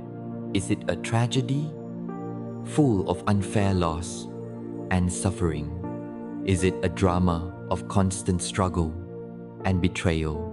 Is it a horror story fueled by anxiety and fear of the future? Or is it an adventure full of challenges overcome and lessons learned? For most of us, the default narrative is a blend of genres, but it often leans heavily on a theme of lack, of things gone wrong. The narrator's favorite phrase is, if only I had a different childhood. If only I hadn't made that mistake. If only I had taken that other job. This if only narrative is a story of non-acceptance. It is a constant rejection of the chapters that have already been written, and bound by simply noticing this voice, by observing the story it tells without immediately believing it, you begin to create a space. You shift from being the character, completely lost in the plot, to being the wise reader, capable of seeing the story with a larger perspective. This leads us to the profound challenge of accepting the past. The events of your past are as fixed and unchangeable as the geology of a distant planet. You cannot go back and reshoot the scenes. You cannot edit the dialogue. The war against the past is the most futile of all wars. Acceptance here does not mean you have to like what happened. It does not mean you must condone hurtful actions or pretend that pain did not occur. It simply means accepting the unchangeable fact that it did happen. The only thing that is alive and changeable in this present moment is your relationship to those past events. Think of your life as a film that has already been shot. The scenes are locked, but you, right now, are in the editing room, providing the voiceover narration. The unconscious narrator might say, "And this was the scene where my life was ruined, where my trust was shattered forever." This narration creates a present-day experience of bitterness and victimhood. But a conscious author Practicing acceptance can provide a different voiceover for the very same scene. This was the scene where I learned a painful but necessary lesson about boundaries. This was the moment that forced me to develop a strength I never knew I had. The scene itself does not change, but its meaning, its power, and its effect on your present-day life are utterly transformed. This is the shift from seeking fairness to creating meaning. One of the ego's most persistent and painful questions is, why me? This is a cry for fairness. It is a demand that the universe explain itself, that it justify the pain and hardship it has delivered. But the universe is under no obligation to be fair by our human standards. And the question, why me, rarely has a satisfying answer. It is a question that leads to a dead end of resentment and powerlessness. A more empowering, more creative, and more spiritually mature question is, what can I learn from this? Or, what meaning can I create from this experience? This question takes the pen back from a seemingly random and unfair universe and places it firmly in your own hand. It reframes past hardships, not as senseless wounds, but as a curriculum designed for the growth of your soul. It does not deny the pain. It honors the pain by insisting that it will not be for nothing. It allows you to become an alchemist, to take the lead of your suffering and transform it into the gold of wisdom, compassion, and resilience. There is a beautiful and profound Japanese art form called kintsugi, which translates to golden joinery.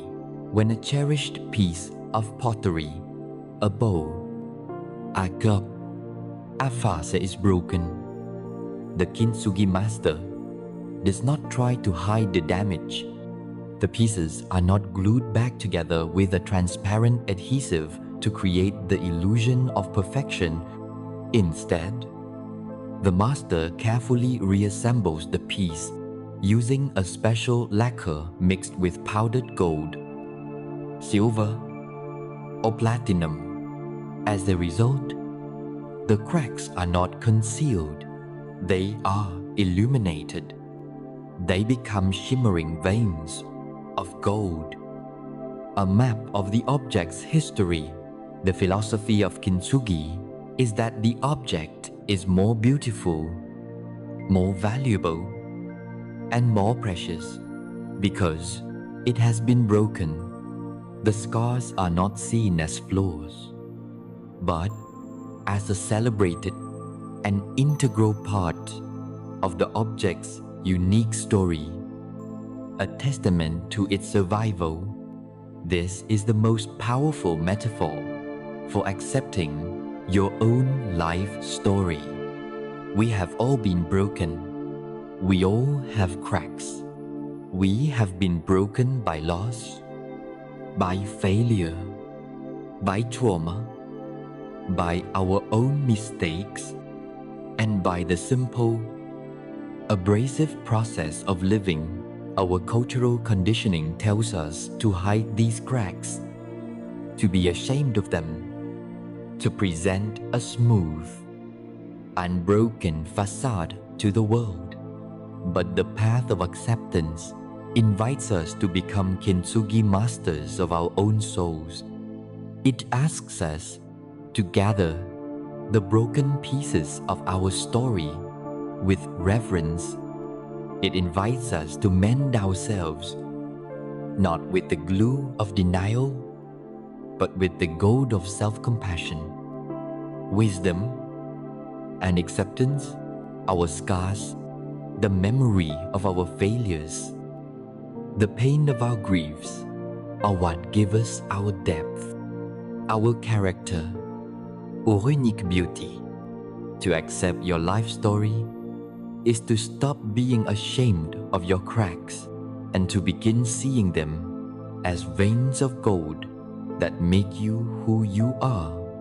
It is the understanding that you are not beautiful despite your brokenness, but because of it, to own your story, then is the ultimate act of integration. It is to look back upon the entire narrative, the triumphs and the tragedies, the moments of grace and the moments of shame, and to embrace it all as yours. You stop tearing out the chapters you don't like. You stop hiding the book in shame. You hold the entire volume with its tattered edges and tear-stained pages, and you say, "This is my story. It has made me who I am, and who I am is a work of art, complete with veins of gold." When you can look at the entire arc of your life with this kind of compassion, a new and even more intimate question naturally arises. If you can accept the story, can you also accept the protagonist? Can you extend the same profound grace not just to the events of your life, but to the main character in the story, with all of their ingrained patterns, their contradictions, and their beautiful imperfections? This brings us to the very heart of the matter, the practice of radical self-acceptance, having learned to accept the story of our life, with all of its broken and beautiful chapters. We arrive at the most intimate and challenging frontier of acceptance. We must now turn our gaze from the story to its protagonist. We must look in the mirror and offer the same grace to the person staring back at us. This brings us to a concept that may sound, at first, like the very antithesis of everything our culture teaches. We are about to explore the end of self-improvement. Now, this is not an invitation to apathy or stagnation. It is, instead, an invitation to end the war of self-improvement, the relentless and violent project of trying to fix yourself, which is so often fueled by the painful belief that you are fundamentally flawed. We are embarking on the path of radical self-acceptance, the understanding that the foundation for all true and lasting growth is not self-rejection, but a profound and unconditional self-love. We live in a culture that is obsessed with self-improvement, but much of this obsession is built upon a foundation of sand. The pervasive feeling of not being good enough, the message, both subtle and overt, is that you are a problem to be solved. You are not disciplined enough, not productive enough, not confident enough, not spiritual enough. So begins the endless quest. You buy the books, you take the courses, you adopt the new diet, you force yourself into a new morning routine, all driven by a frantic energy to hammer yourself into a more acceptable shape. This is the ego's project. It sees the self as a flawed object and believes that if it can just sand down the rough edges, fill in the cracks, and apply a new coat of paint, it can finally create a version of you that is worthy of love and respect. But the finish line is a mirage. As soon as you conquer one flaw, the ego shines a spotlight on another. The project is never complete, and you are left in a state of perpetual striving, forever feeling like you are just one more improvement away from being whole. This is not growth, it is a hamster wheel powered by self-rejection. Radical self-acceptance offers a way off this exhausting wheel. It is the courageous act of saying yes to the totality of who you are. Right now, in this moment, not who you will be when you're more enlightened or disciplined. Who you are today, this includes accepting the parts of yourself that you have been taught to despise. It means accepting your laziness on a Sunday afternoon without the whip of guilt. It means accepting your flashes of jealousy or envy, not as a sign of your moral failure, but as a painful expression of an unmet need. It means accepting your procrastination, your insecurity, your moments of pettiness, and your irrational fears. In psychological terms, this is known as embracing your shadow. The shadow is comprised of all the parts of ourselves that we have disowned because we believe them to be unacceptable. We push them into the basement of our psyche and pretend they don't exist. But what we resist persists.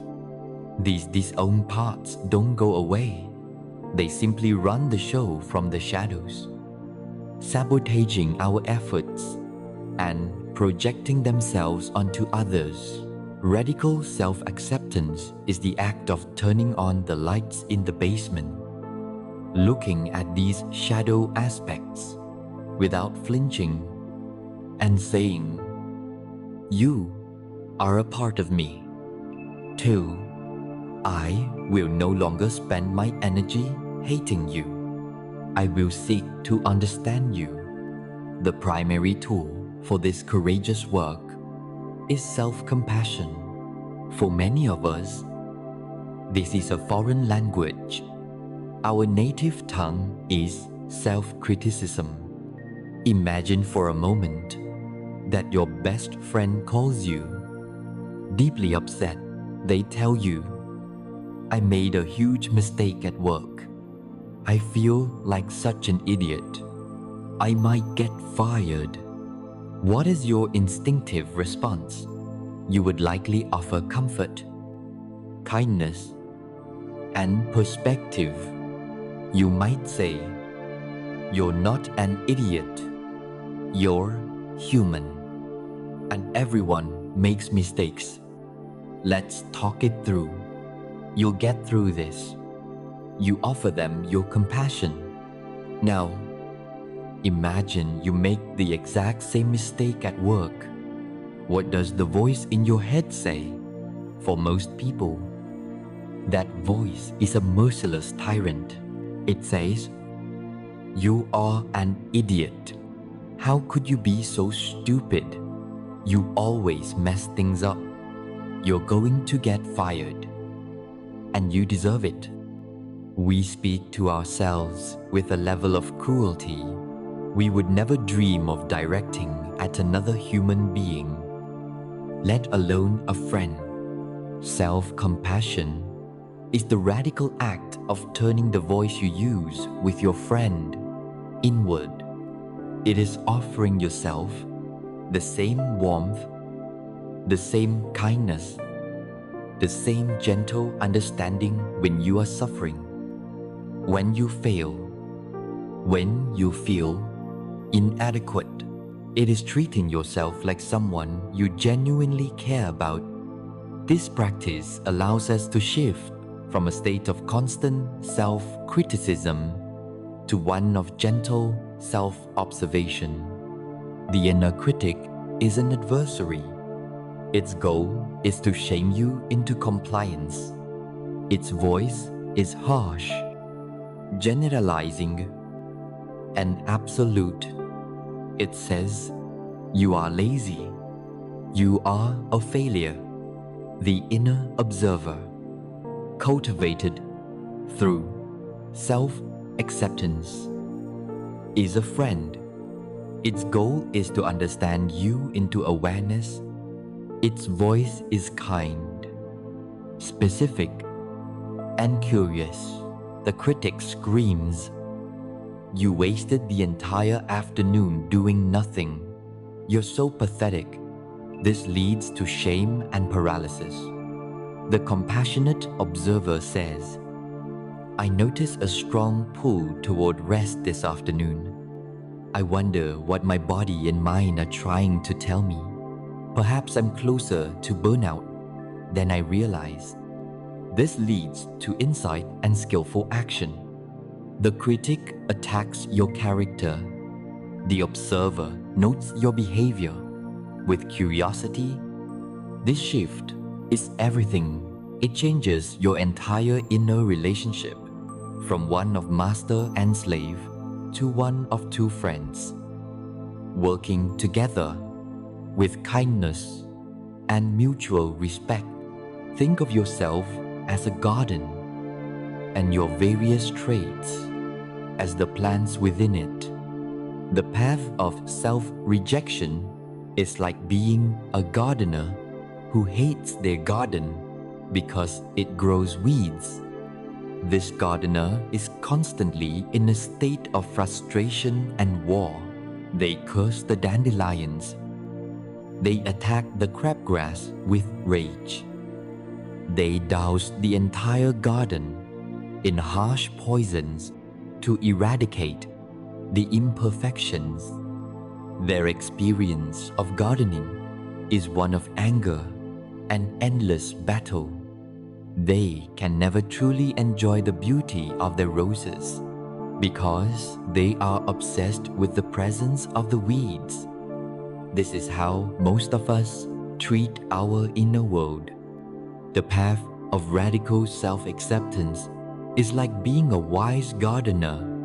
This gardener loves their garden unconditionally. They understand that weeds are a natural, inevitable part of any ecosystem. They don't hate the weeds. They simply understand that the weeds, if left unchecked, will choke the life from the flowers. So, with patience and care, they get down on their knees and gently pull the weeds one by one. They do this not out of hatred for the weed, but out of love for the flower. Their act of weeding is an act of loving cultivation, not a violent battle. Their experience of gardening is one of peace, presence, and nurturing. This is the invitation of self-acceptance to stop poisoning your own garden with hatred for your imperfections and to instead begin the gentle, loving process of cultivating your own flourishing. Herein lies the final paradox of this path. The moment you truly, deeply, and unconditionally accept yourself as you are is the moment you begin to change in the most authentic and effortless ways. When you stop fighting your procrastination with shame, you can get curious about the fear that lies beneath it. When you stop hating your insecurity, you can begin to offer yourself the validation you were seeking from others. Growth no longer comes from a place of violent self-renovation, but from a place of gentle self-discovery. You finally lay down the weapons you have been using against yourself your entire life. And in the silence that follows, you can finally hear the wisdom that was there all along. Once we begin to cultivate this peaceful inner garden with compassion, we discover we have far more patience, more resilience, and more grace to deal with the inevitable weeds that sprout in our daily lives. This practice of loving the garden of our own being becomes the perfect training ground for accepting the small, frustrating, and unavoidable annoyances that the world presents to us. Moment by moment, day by day, having journeyed through the deep inner landscapes of the ego, the past, and self-acceptance, we now bring the wisdom we have gathered back to the front lines of our daily lives.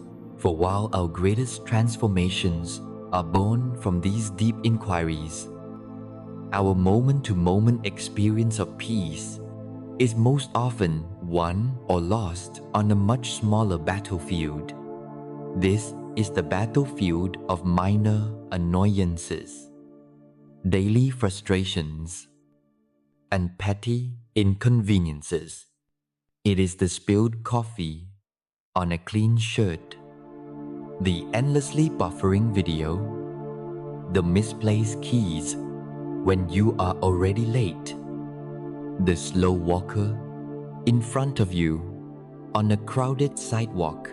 These are the moments that, more than any grand tragedy, tend to fray our nerves and steal our serenity. But what if these small frustrations were not obstacles to our peace, but were, in fact, the perfect opportunities to practice it?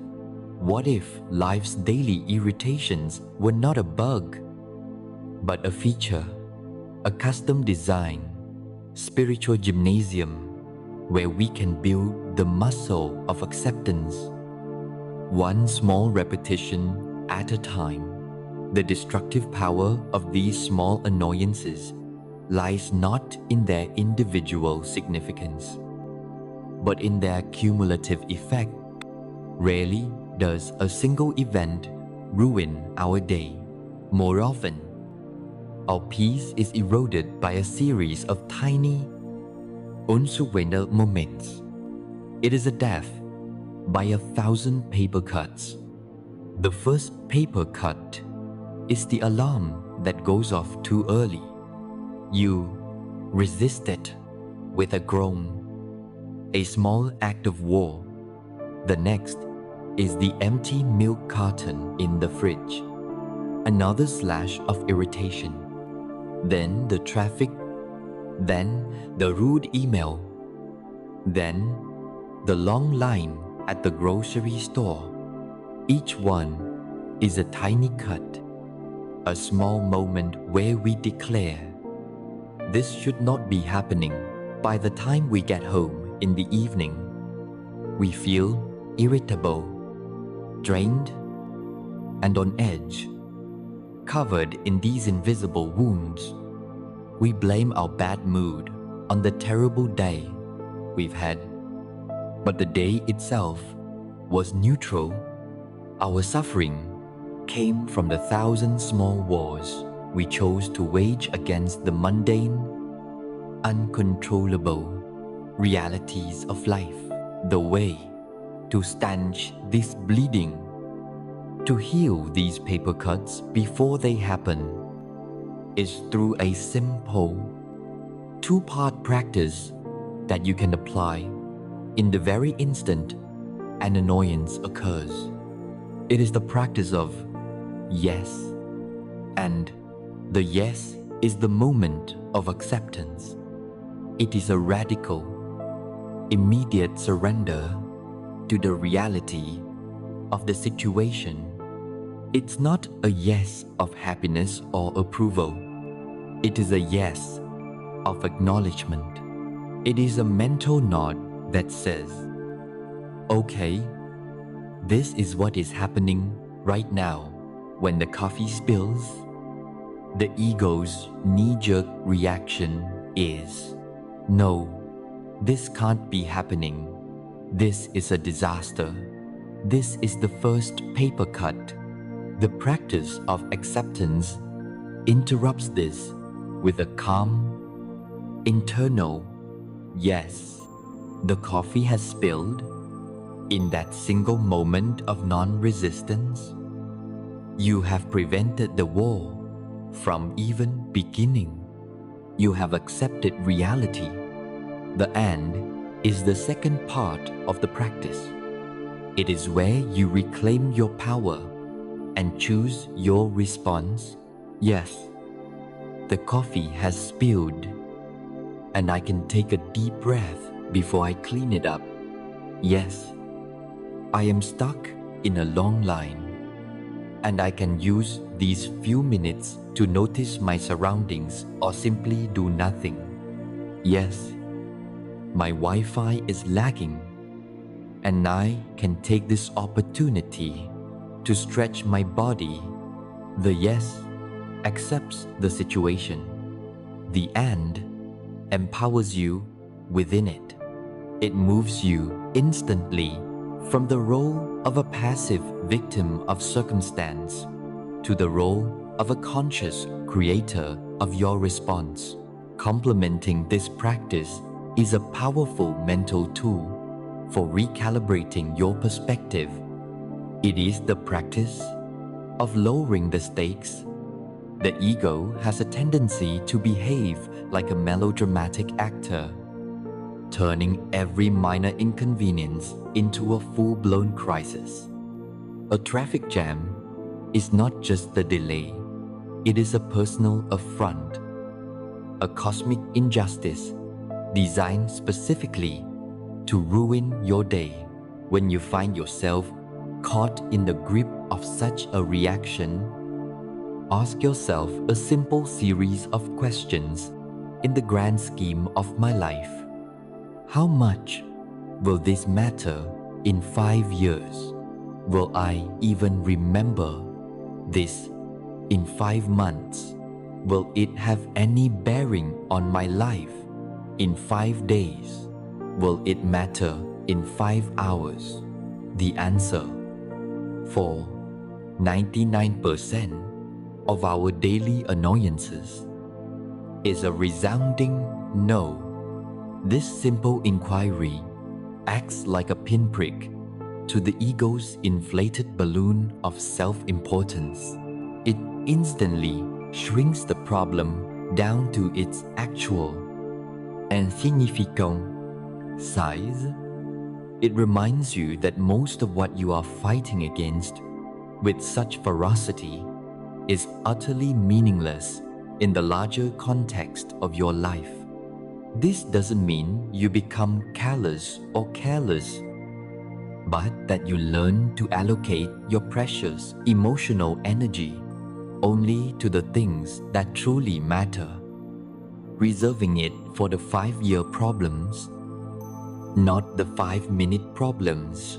When you combine these practices, you begin to experience a profound shift in your relationship with the world. You start to see that life's daily annoyances are not happening to you. They are happening for you. The universe is not trying to frustrate you. It is training you. It is providing you with a constant stream of customized opportunities to practice returning to peace. The slow driver in front of you is not an obstacle. They are your teacher of patience. The critical comment from a coworker is not an attack. It is your training partner for non-reactivity. The misplaced keys are not a disaster. They are a pop quiz from your Zen master on letting go of control. Every irritation becomes an invitation. Every frustration becomes a chance to strengthen your acceptance muscle. The world is no longer a hostile place filled with things going wrong. It becomes a benevolent and highly effective spiritual gymnasium. And just like in a real gym, you start with the light weights. You practice with the spilled milk and the slow internet, so that when life hands you a heavier weight, a true challenge, you have the strength, the resilience, and the muscle memory of peace to handle it with grace. By learning to accept these small, daily deaths of our preferences, we build a foundation of inner peace that is robust and unshakable. Our well-being is no longer a fragile thing, held hostage by external conditions. We are no longer hoping for a perfect day where nothing goes wrong. We know that such a day does not exist.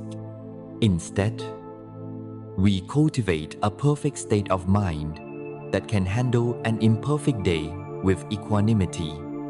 We find that our capacity for joy, for love, for creativity expands enormously because we are no longer wasting our energy on the 1,000 tiny battles that used to drain us.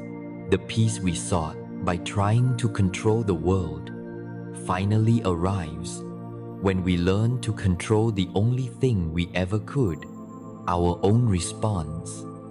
As we become more adept at accepting the paper cuts of daily life, we find ourselves better prepared for life's larger uncertainties. We have trained the muscle of surrender in small, manageable increments. We are now ready to approach one of the most profound and liberating areas of this practice, learning to let go of the reins entirely and accept the vast, uncontrollable ocean of life itself. As we become more skilled at navigating the small irritations of daily life from a place of acceptance, we build a foundation of resilience. We are training ourselves in small ways for the greater challenges of the human condition. We are now ready to approach one of the deepest and most transformative aspects of this practice, letting go of the reins. Imagine for a moment that you are holding the reins to a team of wild horses, each horse representing a different aspect of your life, your career, your family, the economy, the opinions of others, the state of the world.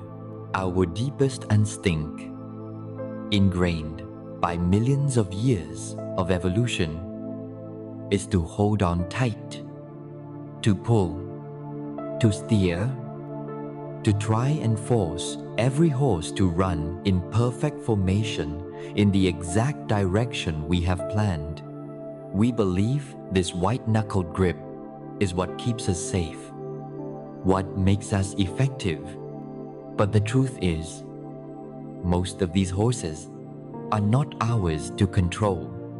Our desperate attempt to steer them all is the very thing that creates the jarring, chaotic, and utterly exhausting ride of our lives. The practice of acceptance, in its most profound form, is the practice of having the wisdom and courage to recognize which reins are actually in our hands and letting go of all the rest. Ancient Stoic philosophers and modern psychologists alike have a powerful model for understanding this. Imagine two concentric circles. The inner circle, small and potent, is your circle of control. Inside this circle lies everything.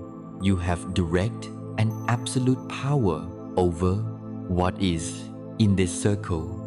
Very few things, but they are the most important things of all your actions, your choices, your responses, your attitude, the effort you put forth, the words you speak, the thoughts you choose to believe.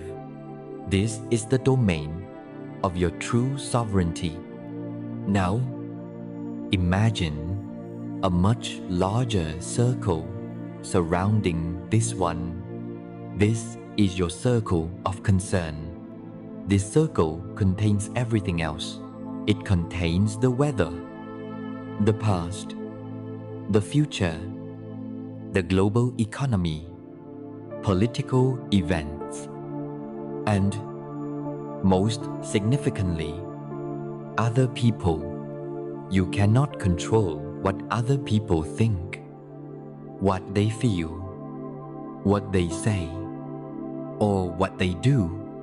You cannot, through sheer force of will, control the outcome of your efforts. The fundamental source of human anxiety and frustration is a simple misallocation of energy. We spend the vast majority of our time and life force trying to manage and manipulate the things in the vast outer circle, while simultaneously neglecting the immense power that lies dormant in our small inner circle. This misallocation of energy is most clearly seen in the universal experience of anxiety. At its core, anxiety is a futile attempt to control the future. The primary tool we use for this attempt is worry. We sit in the present moment, and our mind travels forward in time, imagining a future scenario we do not want. We then expend enormous amounts of mental energy rehearsing this negative outcome, dissecting it from every angle, playing out every disastrous possibility. We believe, on some deep, magical level, that this process of worrying gives us some measure of control. We think that by anticipating every pitfall, we can somehow prevent it. We think that by feeling the anxiety now, we are prepaying a debt of suffering, somehow lessening the blow if the bad thing were to actually happen. But this is a grand illusion. Worry is not a shield. It is a ghost that haunts the present moment. It does not alter the future.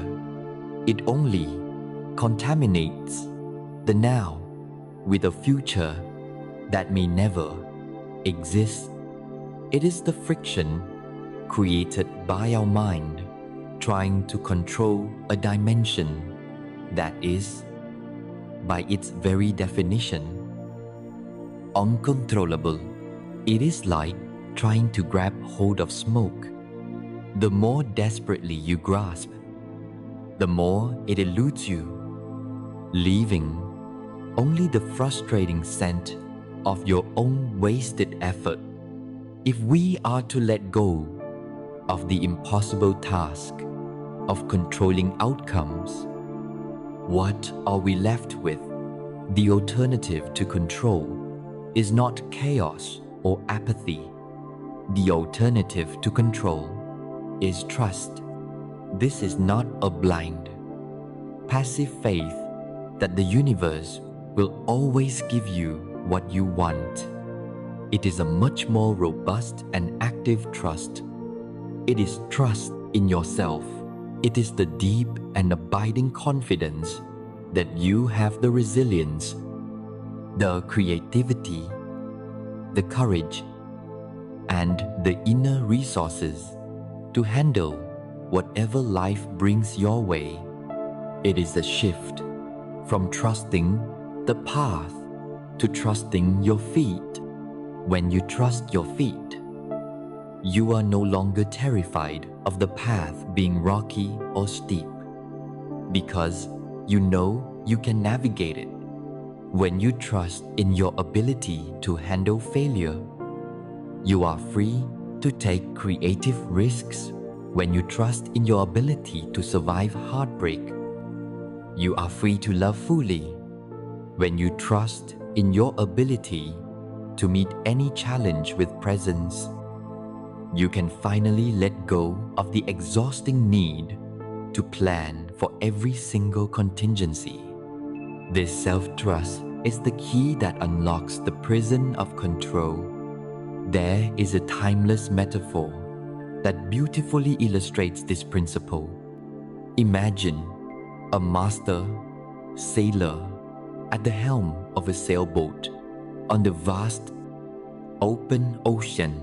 The sailor has a destination in mind, but she knows with absolute certainty that she cannot control the wind. The wind is a force of nature, a powerful reality of the sea. A novice sailor might waste their time and energy yelling at the wind, cursing its direction, wishing and praying for it to change. This is the strategy of non-acceptance. The novice is powerless, frustrated, and at the mercy of the elements. The master sailor, however, does not waste a single breath trying to control the wind. She practices radical acceptance. She feels the wind. She observes its direction and its strength, and she accepts it as a fundamental reality of her situation. Her entire focus is not on the wind, but on the only things within her circle of control, the set of her sails, and the position of her rudder. She skillfully adjusts her sails to catch the wind, whatever its direction, and uses its power to guide her vessel toward her destination. The wind is the uncontrollable circumstances of your life. The set of your sails is your attitude, your actions, and your responses. To spend your life complaining about the wind is to be a novice, forever tossed about by the waves. To accept the wind as it is and focus all your energy on adjusting your sails is to become a master of your own journey. When you truly embody this practice, when you begin to let go of the reins of the uncontrollable, something remarkable happens. You experience a profound sense of liberation. Imagine the feeling of finally unclenching a fist you have been holding tight for years. Imagine putting down a backpack filled with heavy stones that you have been carrying for so long, you forgot it was even there. This is the freedom of letting go. It is the immense relief of surrendering the impossible job of being the general manager of the universe. Your energy, once scattered across the vast circle of concern, now returns to you, concentrated and powerful. You become more effective because you are only focusing on the things you can actually change, and you become more peaceful because you have made peace with the things you cannot. This surrender is not a weakness, It is the source of an unshakable strength. This profound surrender to what we cannot control is most acutely tested when we stand at the very edge of the present moment and gaze forward into the mist. How do we let go of our need to control a future that is, by its very nature, a complete and utter mystery? To find the deepest peace, we must learn not just how to tolerate uncertainty, but how to dance with it, having practiced letting go of the reins of control. We arrive at the edge of the great, unavoidable mystery that governs all of our lives, the future. Our thinking mind, the ego, has a deep and tormented relationship with the future. It craves certainty with the desperation of a starving man craving bread. It wants a detailed map, a guaranteed itinerary, a signed contract with the universe, ensuring that the path ahead will be smooth, safe, and free of unpleasant surprises. This deep-seated need to know what's next is the source of our most persistent and corrosive anxieties. But life, in its very essence, is uncertainty. The only thing that is truly certain is that things will change, often in ways we cannot predict or control.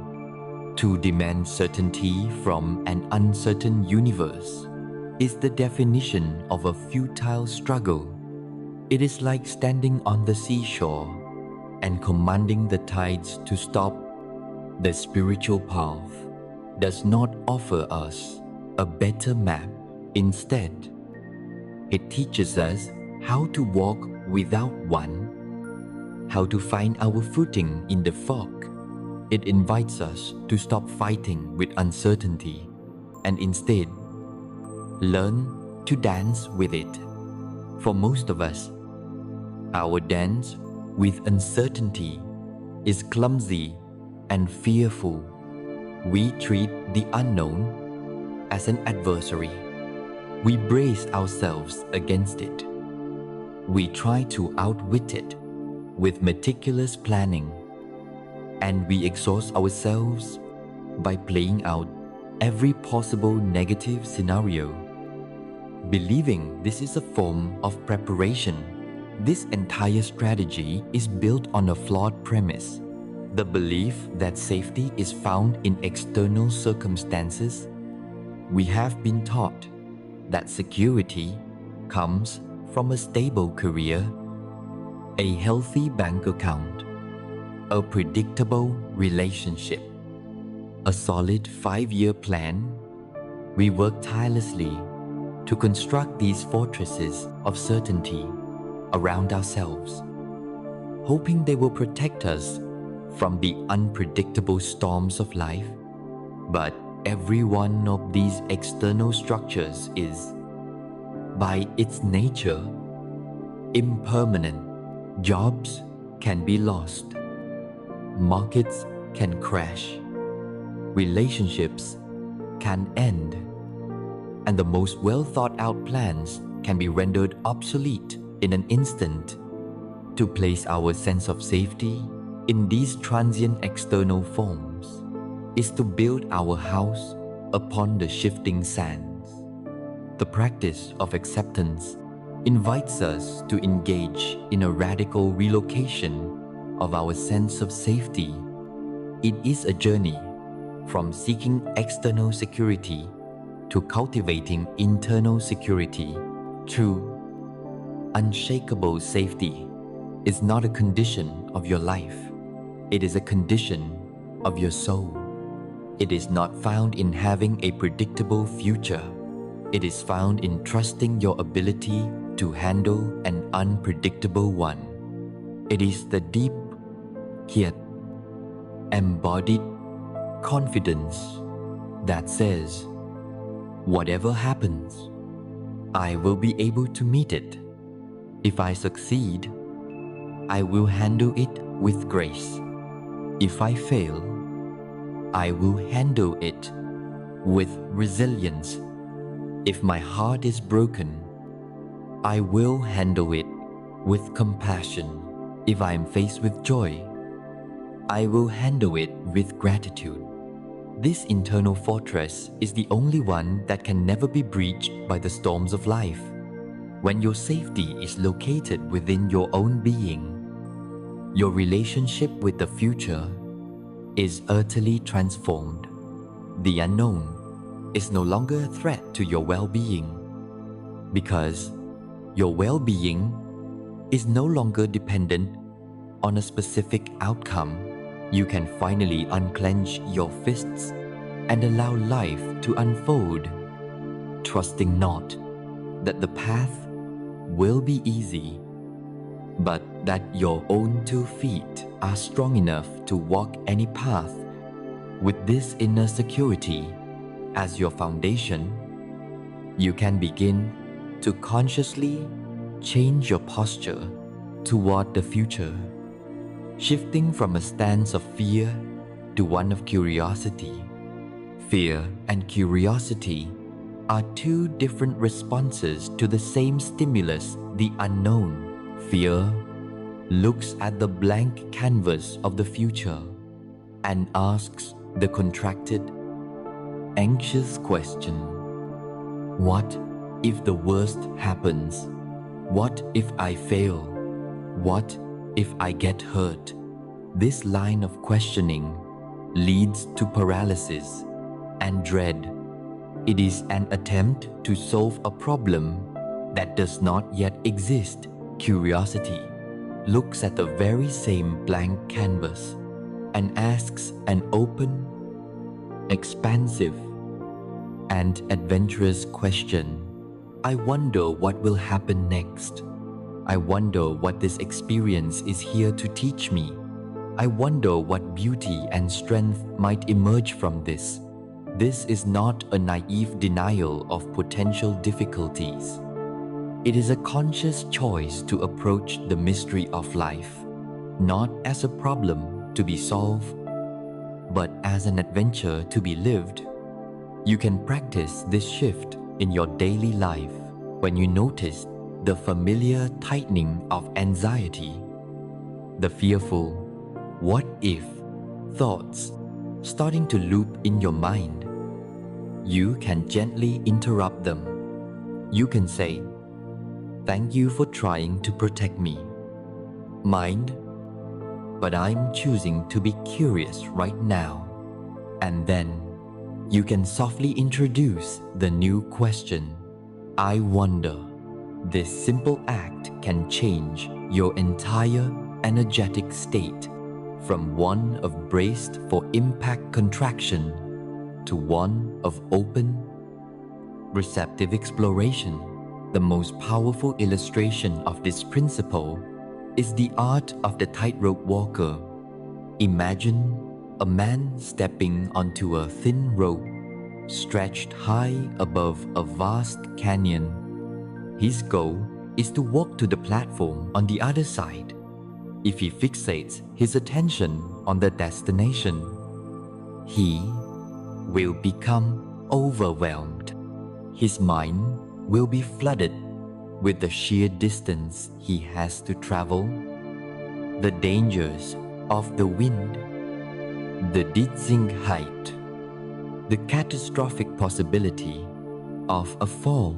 If he focuses on this uncertain future, his body will be seized with a tremor of fear.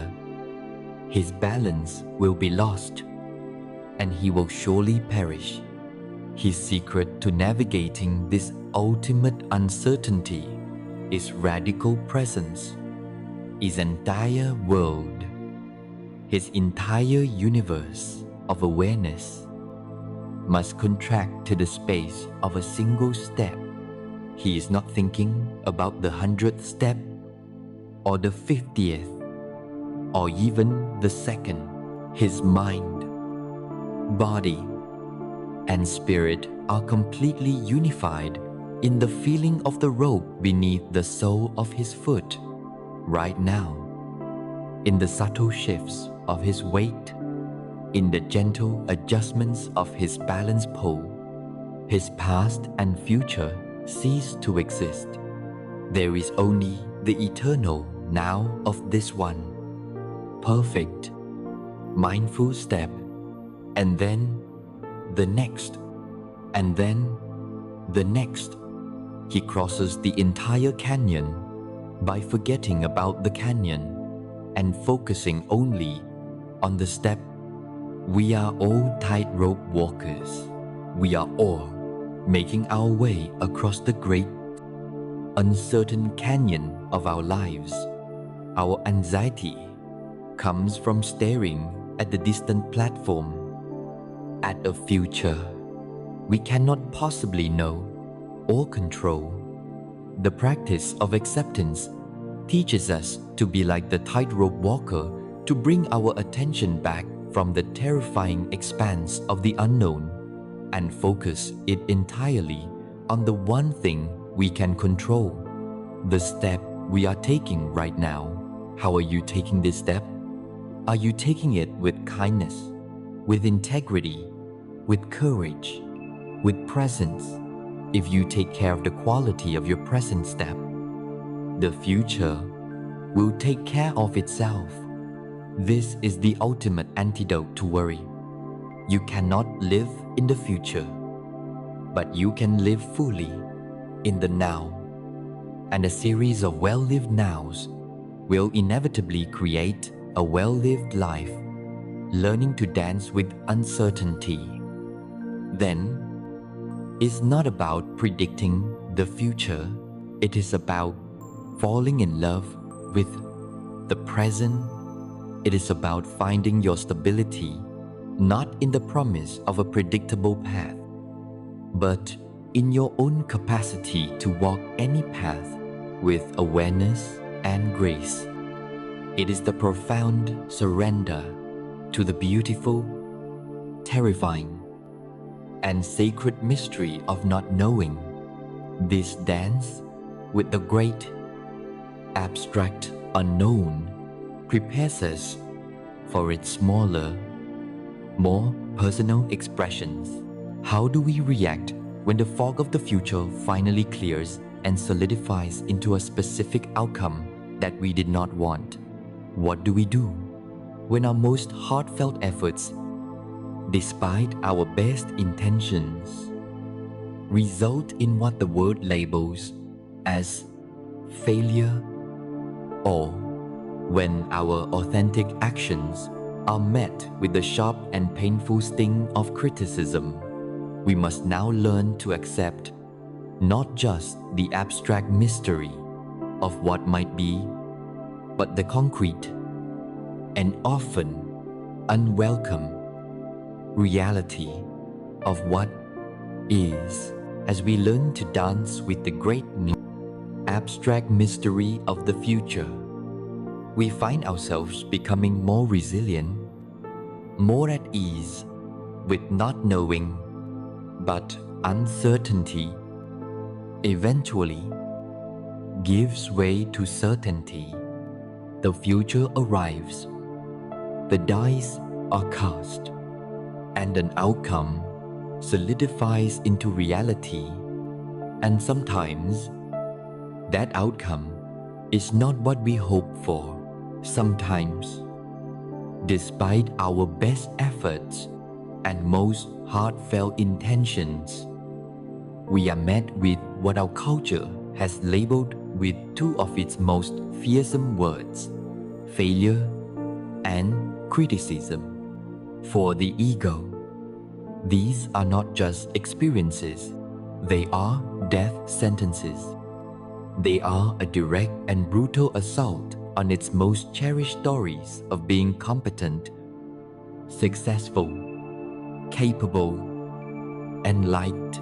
The fear of these two outcomes is the silent tyrant that governs so many of our choices, keeping us playing small, staying silent, and avoiding risks, all to protect the fragile shell of our self-esteem. The practice of acceptance offers us a path to liberation from these twin tyrants, a way to redefine our relationship with them so that they lose their power to control us.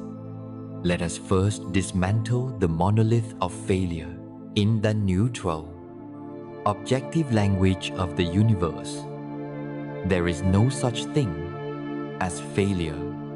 There are only actions and outcomes. They are processes and results. The word failure is a story, a harsh judgment that the human mind superimposes onto an outcome it did not desire. To accept failure is not to resign yourself to a life of mediocrity. It is to perform a radical act of reframing, to see an unwanted outcome not as a verdict on your worth, but as simple, valuable feedback. It is data. When an experiment in a laboratory doesn't produce the expected result, a good scientist does not throw their hands up and declare, "I am a failure." They say, "Interesting. That hypothesis was incorrect. This outcome gives me new information. What should I try next?" We must learn to become the lead scientists in the laboratory of our own lives. The business venture that didn't succeed provided you with invaluable feedback on the market. The relationship that ended gave you powerful data about your needs and boundaries. The creative project that no one noticed taught you something essential about your own motivations.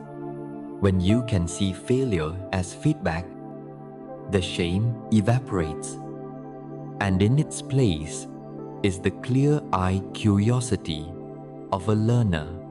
The dead end of "I failed" is transformed into the open road of "I learned." There is no greater embodiment of this principle than the story of the inventor Thomas Edison and his quest for a practical incandescent light bulb. It is said that a journalist, seeing his laboratory filled with thousands of unsuccessful prototypes, asked him, "How does it feel to have failed 10,000 times?" Edison's reported reply is a masterclass in the philosophy of acceptance.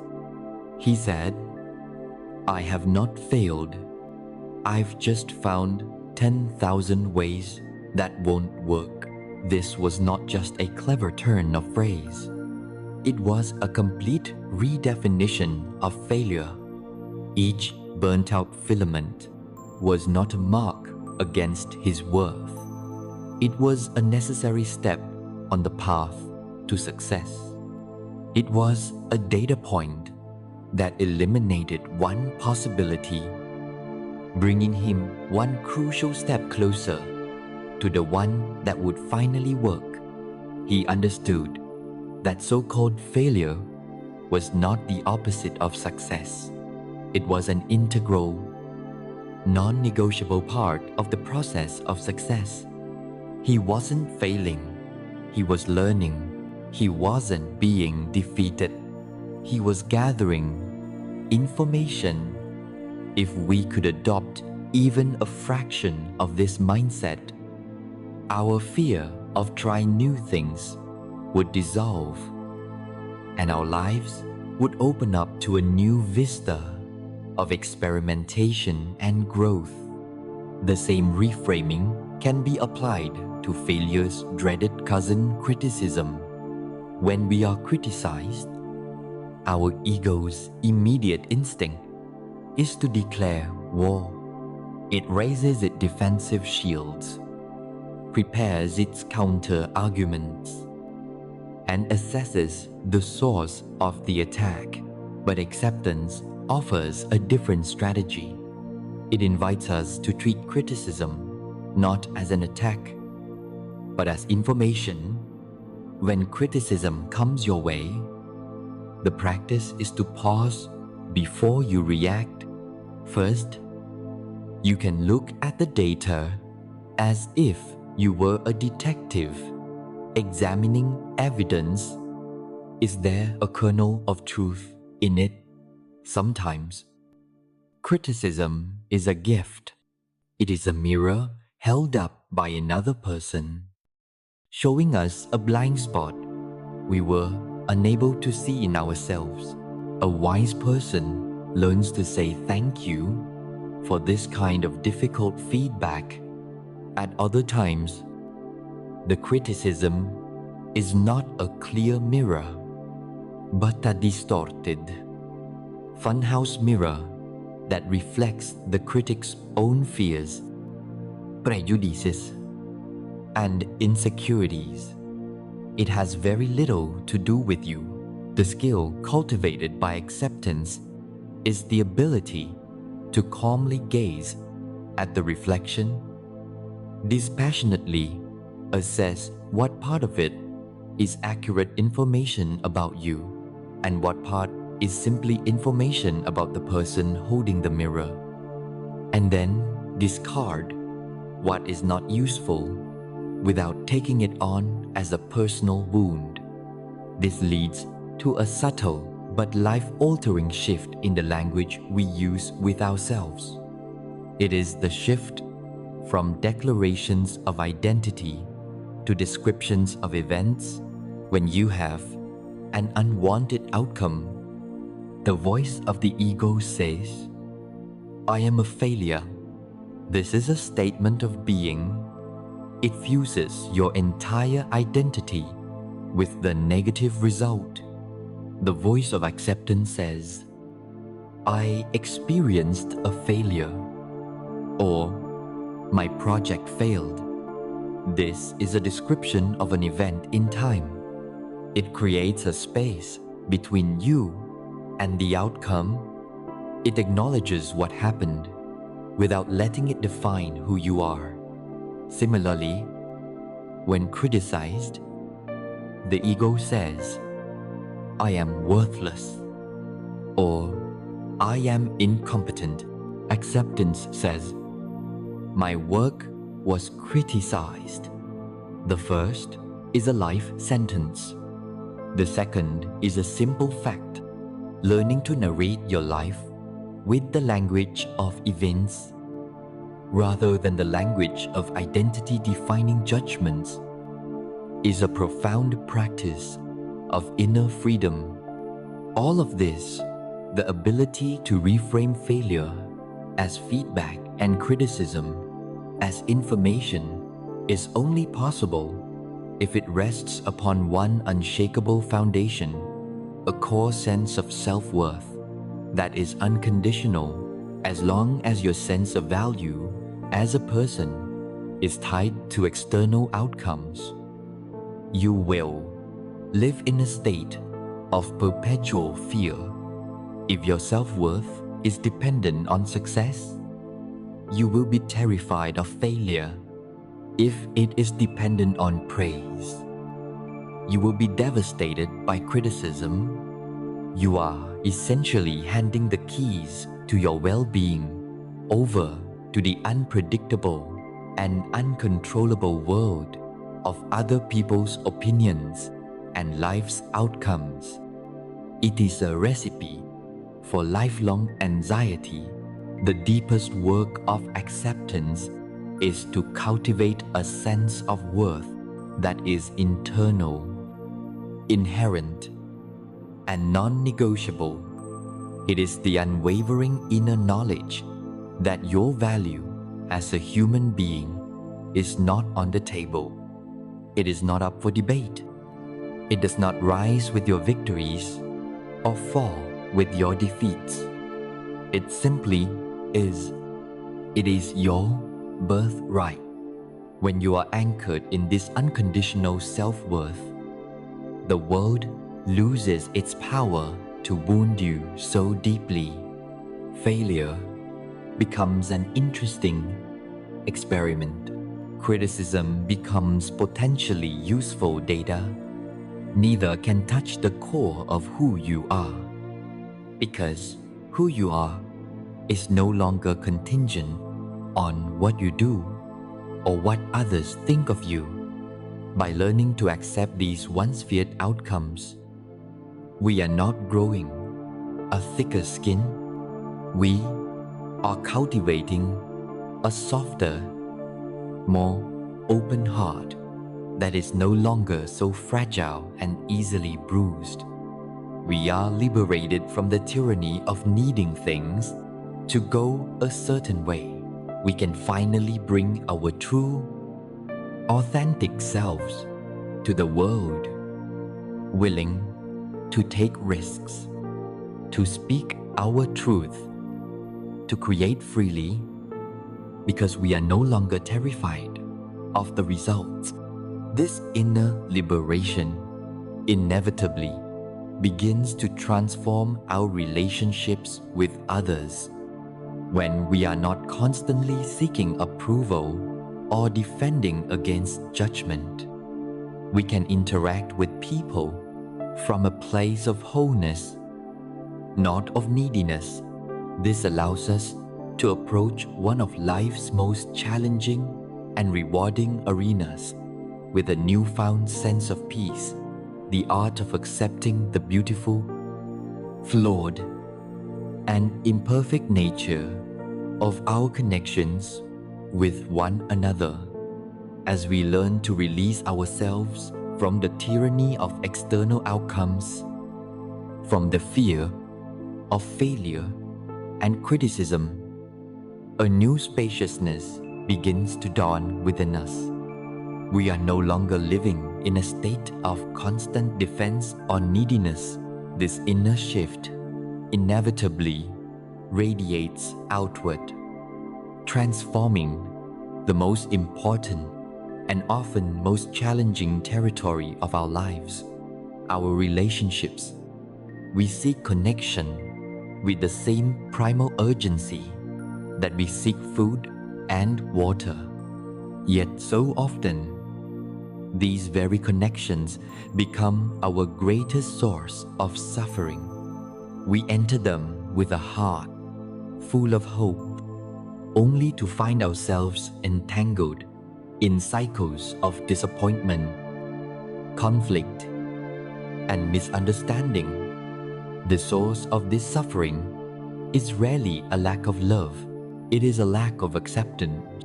We have been sold a fantasy, and our relentless pursuit of this fantasy is what prevents us from enjoying the profound gift of a real human connection. The fantasy is the myth of the perfect relationship, the flawless partner, the soulmate who will complete us. It is a story woven by fairy tales, romantic comedies, and cultural narratives that whispers to us of a union without friction, a person who will anticipate our every need, heal our every wound, and mirror us in perfect harmony. We carry this unconscious blueprint into our relationships, and then we spend our time trying to force the real, messy, imperfect human being in front of us to fit into its impossible dimensions. This project is a form of violence. It is an act of profound non-acceptance. We are not seeing the person who is actually there. We are only seeing the ways in which they fail to match our fantasy. Our love becomes conditional, a constant negotiation where we offer affection in exchange for them behaving in the way we think they should.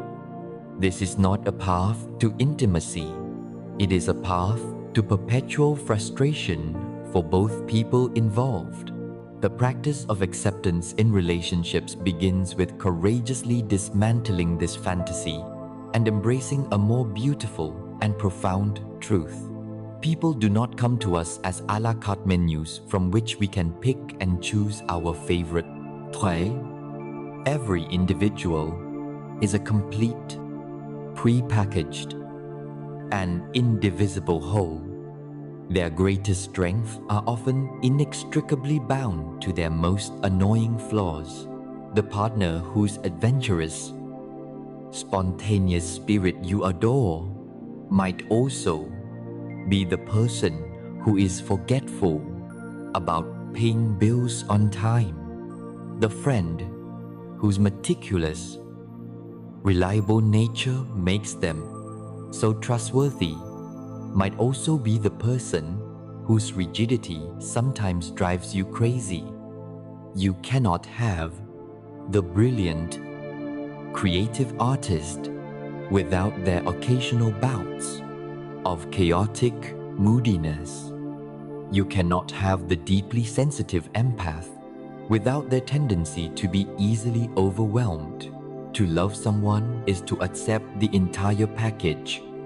It is to say yes, not just to the parts of them that are easy and convenient for you, but to the whole, complex, contradictory, and magnificent reality of who they are. It is trading the impossible dream of a perfect partner for the much more valuable gift of a real one. When your interactions are grounded in this fundamental acceptance, your communication is transformed. So much of our relational conflict comes from communication rooted in non-acceptance, which almost always sounds like blame. Let's say you have a need for a tidy living space to feel calm, and your partner tends to leave their things around.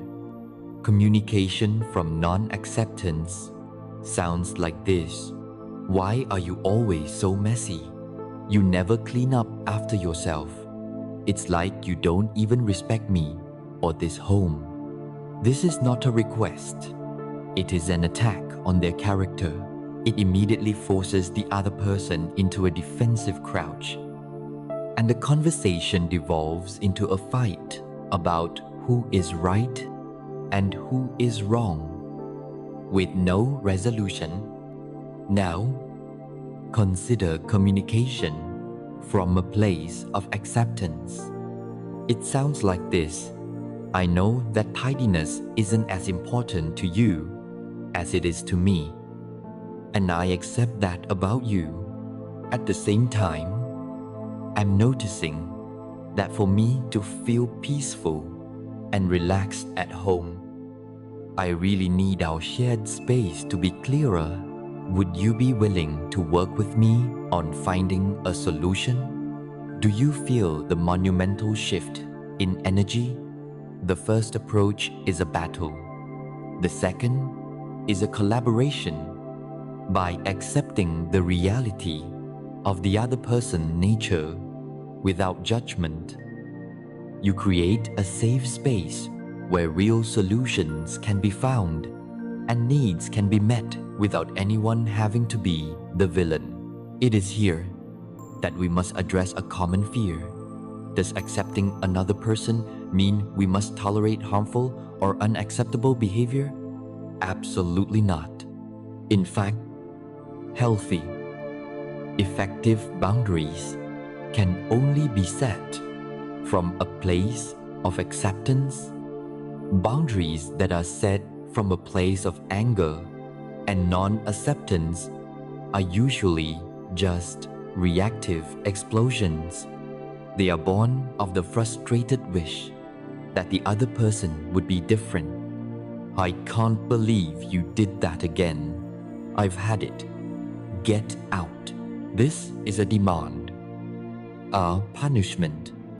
It is often temporary and born of desperation. A boundary set from a place of acceptance is calm, firm, and powerful. It comes from accepting the reality of the other person's behavior without illusion. It sounds like this: I have come to accept that this is a pattern of behavior for you. I am no longer going to live in the hope that you will spontaneously change. I love you, and because I love and respect myself, I am no longer willing to have this behavior in my life. Therefore, I am choosing to create this boundary to protect my own peace. This is not an attack. It is a loving act of self-preservation based on a clear-eyed view of reality. It is the ultimate expression of taking responsibility for your own well-being. The philosopher Arthur Schopenhauer told a wonderful parable that captures the delicate dance of intimacy and acceptance. He described a group of hedgehogs on a cold winter's night. To keep from freezing, they needed to huddle close together to share their body heat. But as soon as they did, they began to prick each other with their sharp quills. In pain, they moved apart, only to start feeling the cold again. They spent the night moving closer, then further apart, caught in the dilemma between freezing alone or getting hurt together. Finally, they discovered a moderate distance, an optimal spacing where they could share a little warmth without causing each other too much pain. This, Schopenhauer said, is the challenge of all human relationships. We need the warmth of connection, but we all have our quills, our imperfections, our triggers, our annoying habits. The search for a perfect, cool-free hedgehog is futile, and trying to fuse with another person completely will always be painful. A mature, loving relationship is one where two hedgehogs have learned to appreciate each other's warmth and have gracefully learned to navigate each other's quills. It is the acceptance of this necessary space, this sacred distance, that allows true and lasting intimacy to flourish. To practice this in your own life is to release the people you love from the impossible burden of having to be perfect for you. It is to see their flaws not as a personal offense, but as simply a part of their indivisible humanity. It is to learn to love what is real, rather than being in love with a fantasy. This practice of accepting the imperfections of those closest to us is a profound spiritual discipline. But what about those outside this intimate circle? How do we extend this same spacious grace to people we find difficult, people who challenge our values, or even people who have hurt us in the past? To find an even deeper and more unshakable peace, we must learn to release the entire world from the heavy burden of our expectations. We have learned to approach our loved ones with a new grace, to see the beauty in our flawed, imperfect connections by letting go of the fantasy of perfection. This is a profound practice that can heal our most intimate relationships. But what about the rest of the world? What about our colleagues, our neighbors, the strangers we encounter, the political figures we see on the news, the people whose choices and lifestyles We simply do not understand. We walk through the world carrying an entire library of unspoken rules for how other people should behave, think, and live. And when they inevitably violate these rules, we respond with judgment, frustration, and anger. This is perhaps the most ambitious and exhausting project any human being can undertake, the project of trying to change, manage, and control everyone else. To find a truly unshakable peace, we must have the courage to declare this project a failure, to lay down our tools, and to release the entire world from the impossible burden of our expectations. This unconscious effort is something we can call the Pygmalion Project. In the ancient Greek myth, the sculptor Pygmalion carved a statue of a woman so perfect, so ideal, that he fell deeply in love with his own creation. This is a myth, but it is a psychological reality for all of us. We carry within our minds a detailed sculpture of the ideal person, the ideal employee, the ideal friend, the ideal citizen, and then we look at the real, living, breathing people around us, and we see only the ways in which they deviate from our sculpture. So we pick up our mental chisels and we go to work. We try to chip away at their pessimism to make them more optimistic. We try to sand down their introversion to make them more sociable. We try to correct their political views, their dietary habits, their taste in music. We offer unsolicited advice. We make passive-aggressive comments. We express our disappointment, all in an effort to mold them into the shape of our preference. We do this believing we are helping, believing we know what is best.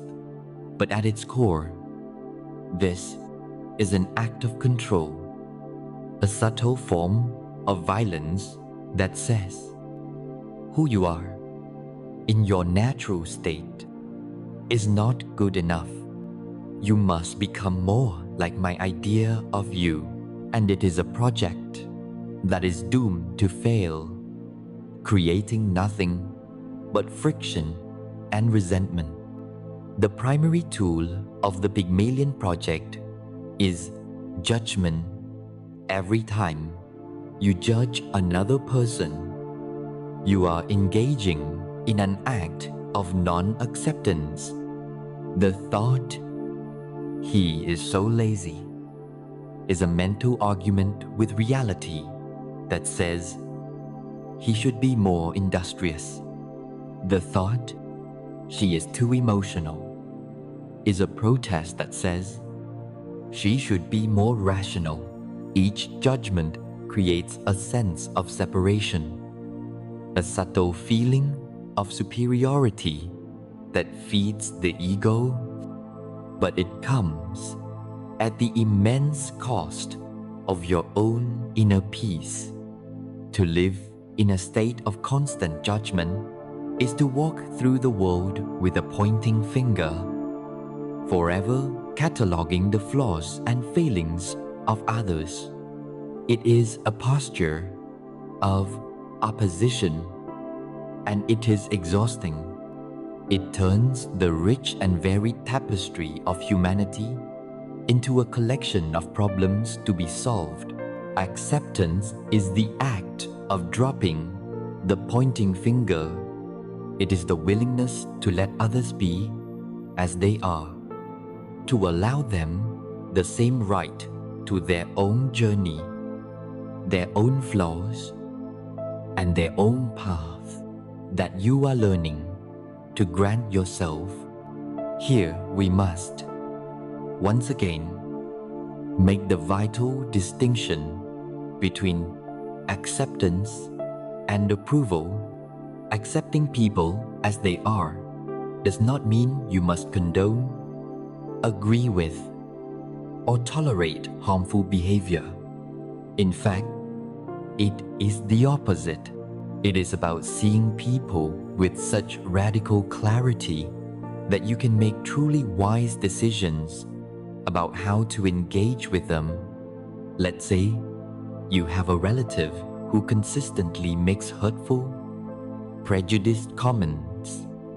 The path of non-acceptance is to live in a state of constant frustration, arguing with them at every family gathering, trying to change their mind, and leaving each encounter feeling angry and drained. You are trying to force them to be the person you wish they were.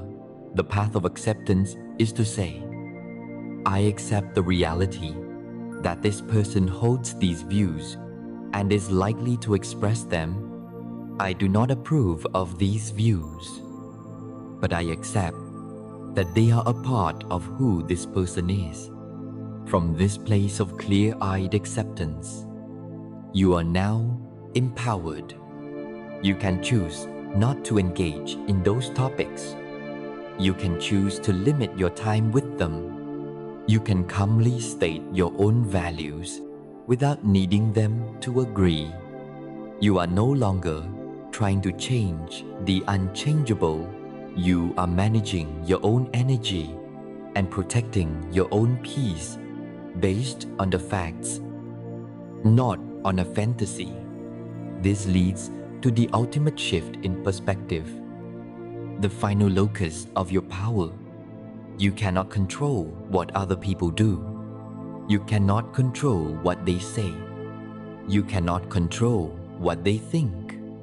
Their personality, their choices, and their behaviors are all firmly inside their circle of control and completely outside of yours. The only thing you ever have any power over is your own reaction. This is a truth that can feel infuriating, but it is also the key to your absolute freedom. The practice is to use other people's behavior not as a justification for your own unhappiness, but as a curriculum for your own self-awareness. When someone's actions trigger a strong negative reaction in you, instead of focusing all your energy outward on their flaw, you can turn your attention inward with curiosity. You can ask, what is this bringing up in me? Why is this particular behavior so activating for me? What old story or unhealed wound is this touching upon? Suddenly, the other person is no longer the villain in your story. They are simply a character who has inadvertently shone a spotlight on a part of your own inner landscape that is in need of your attention and compassion. They are no longer your problem. They are your teacher. Consider the common and often painful story of a parent and their adult child. Imagine a father who is a successful lawyer and always dreamed his son would follow in his footsteps. But the son, a gentle and creative soul, chooses to become a landscape painter. For years, the father lives in a state of non-acceptance. He sees his son's choice as a failure, a rejection of his values. At family dinners, he makes subtle digs about financial stability, asks when his son will get a real job, and expresses his disappointment through 1,000 small gestures. He is engaged in a relentless Pygmalion project. The result is a painful distance between them. The son feels judged and unloved for who he is, and the father feels perpetually disappointed and disconnected from his son. Then, one day, the father, perhaps through his own quiet suffering, has a moment of grace. He visits his son's small studio and truly looks at the paintings. He sees the passion, the skill, the beauty, and he accepts. He lets go of the ghost of the lawyer son he wanted and finally embraces the real, living painter son who is right in front of him. He accepts the reality that his son's path is not his own and that it is not his to judge. He stops trying to change him and starts getting curious. He asks about his son's inspiration. He celebrates a small sale. He hangs a painting in his office. In that moment of acceptance, the war ends. The love that was always there but was blocked by the dam of judgment can finally flow freely, healing the relationship and bringing peace to them both. Releasing other people from the prison of our expectations is one of the most profound acts of generosity and peacemaking we can perform. It is a gift we give not only to them, but more importantly, to ourselves.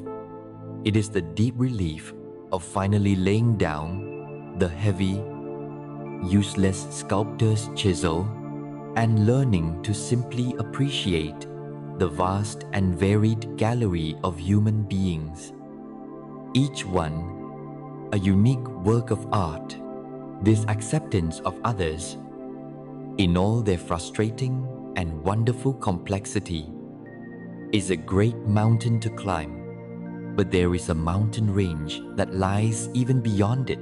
What happens when we are confronted not by the choices of other people, but by the impersonal, often brutal, hand of fate itself?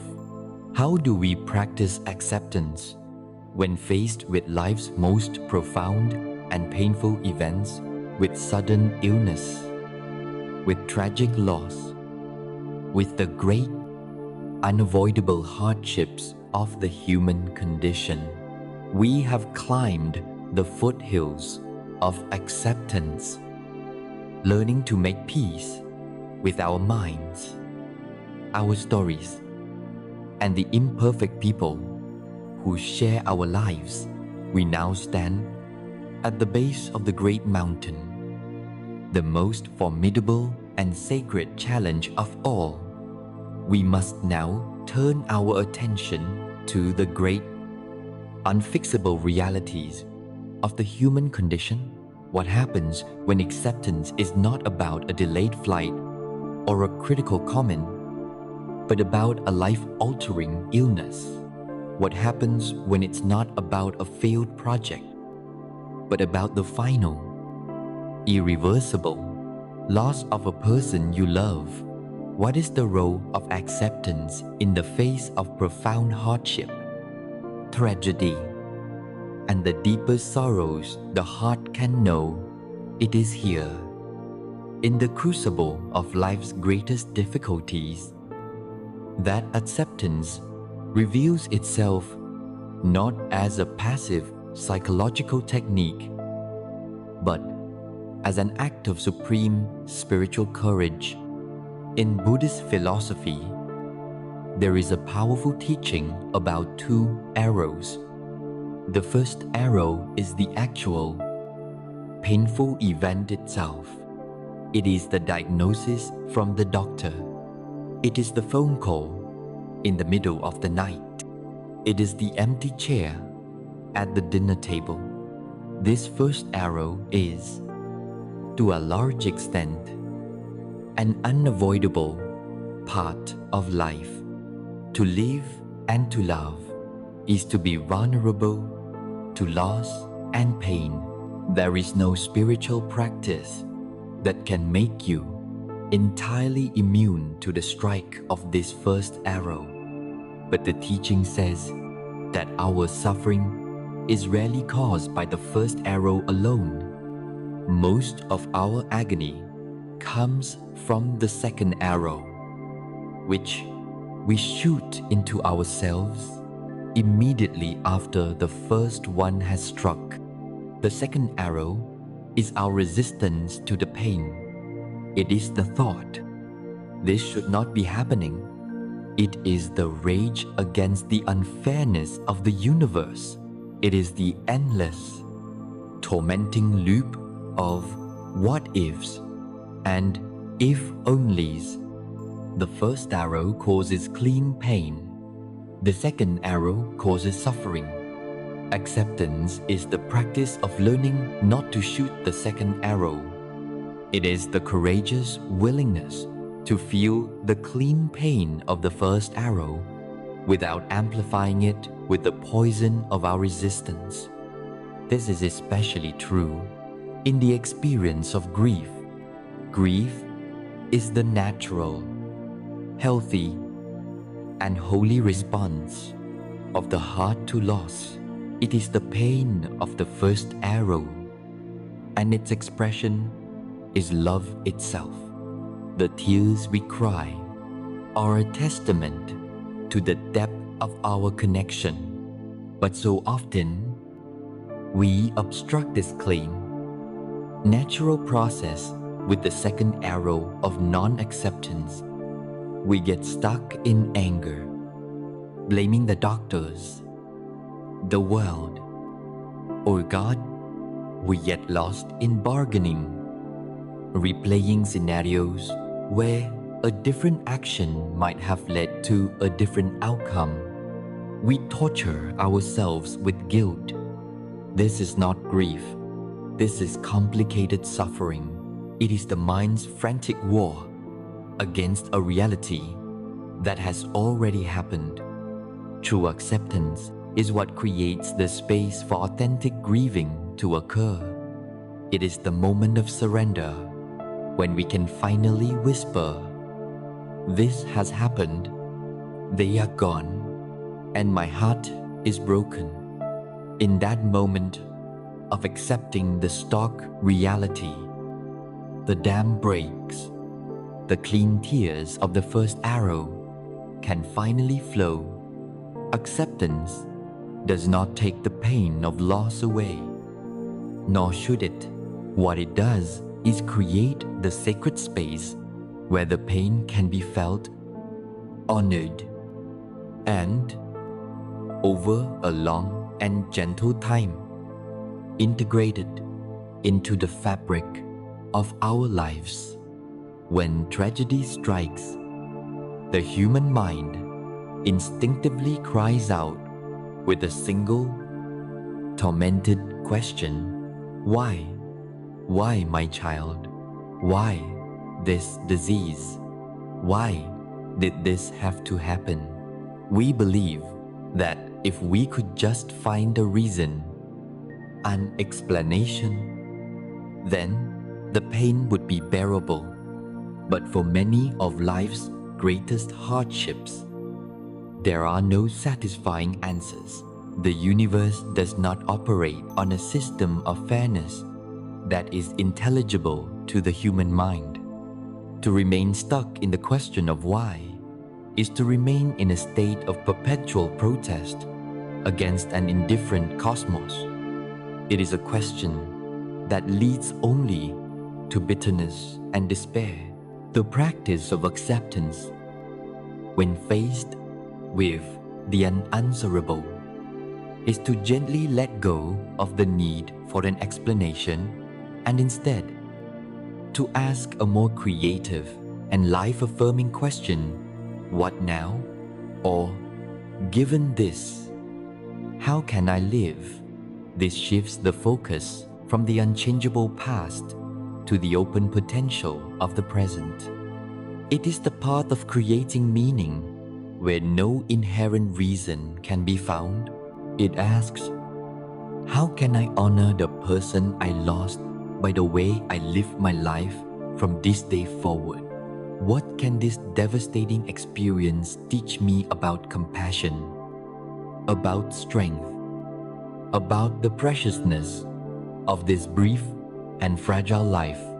This is how we transform our deepest wounds from marks of pure tragedy into sources of profound wisdom and purpose. There is an ancient Buddhist parable that speaks to this journey with heartbreaking beauty. A young woman named Kisa Gotami had a beloved infant son who fell ill and died, consumed by a grief so powerful it bordered on madness. She refused to accept his death. She picked up his small body and wandered from house to house in her village, desperately begging for medicine that could restore his life. Some people mocked her. Others pitied her, but no one could help. Finally, someone advised her to seek out the Buddha. She carried her child to him and pleaded, "Lord, can you give me medicine that will cure my boy?"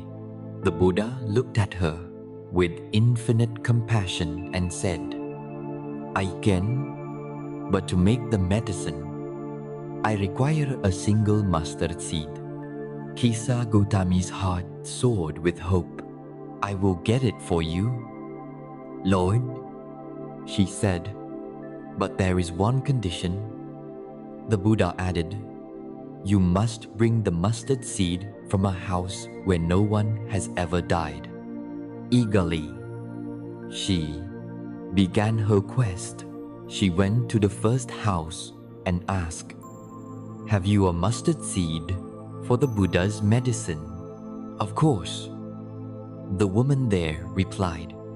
As she was about to hand it over, Kisa Gotami remembered the condition and asked, "Has anyone in this house ever known death?" The woman's face fell. "Oh, yes," she said.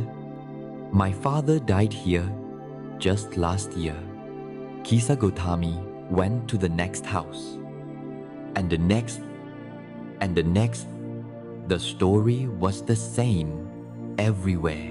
One family had lost a husband, another a mother, another a child. House after house, she could not find a single home untouched by sorrow. As the sun began to set, the truth slowly dawned on her. Her own personal, isolating agony was not unique. It was the shared, universal condition of all human life. In that moment, her frantic resistance dissolved into a deep, sorrowful acceptance. She understood. She gently carried her son to the charnel ground, laid him to rest, and returned to the Buddha, no longer as a desperate mother seeking a miracle, but as a woman awakened to the profound truth of impermanence. The Buddha did not give her a magical cure for her pain. He gave her the path to acceptance. And in that acceptance, she found peace. This is the journey that life, in its harsh and beautiful wisdom, asks of us all. It is the journey from why me to just like me. It is the understanding that to be human is to be vulnerable to the first arrow. To suffer hardship is not a punishment or a mistake. It is a part of the curriculum. And when we can meet this curriculum with an open, accepting heart, something remarkable can happen. We are taught that hardship should make us bitter and cynical, that it should harden us. But very often, when met with acceptance, great suffering has a profound softening effect. It cracks open the hard, protective shell of the ego. It shatters our illusion of being separate and in control. In that brokenness, a new light can get in. A heart that has been broken by loss and has healed through acceptance is often larger, more compassionate, and more capable of love than one that has never been touched by sorrow. This acceptance of life on its own terms, its exquisite joys, its profound sorrows, its absolute impermanence must ultimately be grounded in the one thing that accompanies us through every single moment of the journey, our own physical body. We must now turn our gaze inward once more and learn to accept the very vessel that carries us through this beautiful, painful, and mysterious existence, having journeyed through the vast and often difficult territories of life and relationships. Our path of acceptance now leads us back home to the most immediate and intimate reality we will ever know, our own body. For most of us, most of the time, we do not truly inhabit our bodies. We live in the bustling, noisy city of our minds, treating our physical form like a vehicle we use to transport our head from one meeting to the next. We are largely disconnected from it until it fails to meet our demands or expectations, at which point we often treat it not as a cherished home, but as a disobedient servant or a flawed ornament. To find a truly grounded and holistic peace, we must embark on a journey of homecoming. We must learn to move out of the attic of our minds and into the living, breathing, feeling rooms of our own skin, and to accept this physical vessel with all its beauty, its limitations, its changes, and its profound wisdom. For many of us, our relationship with our body is a lifelong war, waged on two primary fronts. The first front is the war against the body as an ornament. From a young age, we are bombarded with a relentless stream of cultural messages dictating what a desirable body should look like. We are given an impossible template of youth, thinness, and airbrushed perfection, and we spend our lives comparing our real, living bodies to this inanimate ideal. We stand in front of the mirror, not with kindness, but with the harsh, critical eye of a judge, cataloging every perceived flaw. This part is too big. That part is too small. This is wrinkled. That is scarred.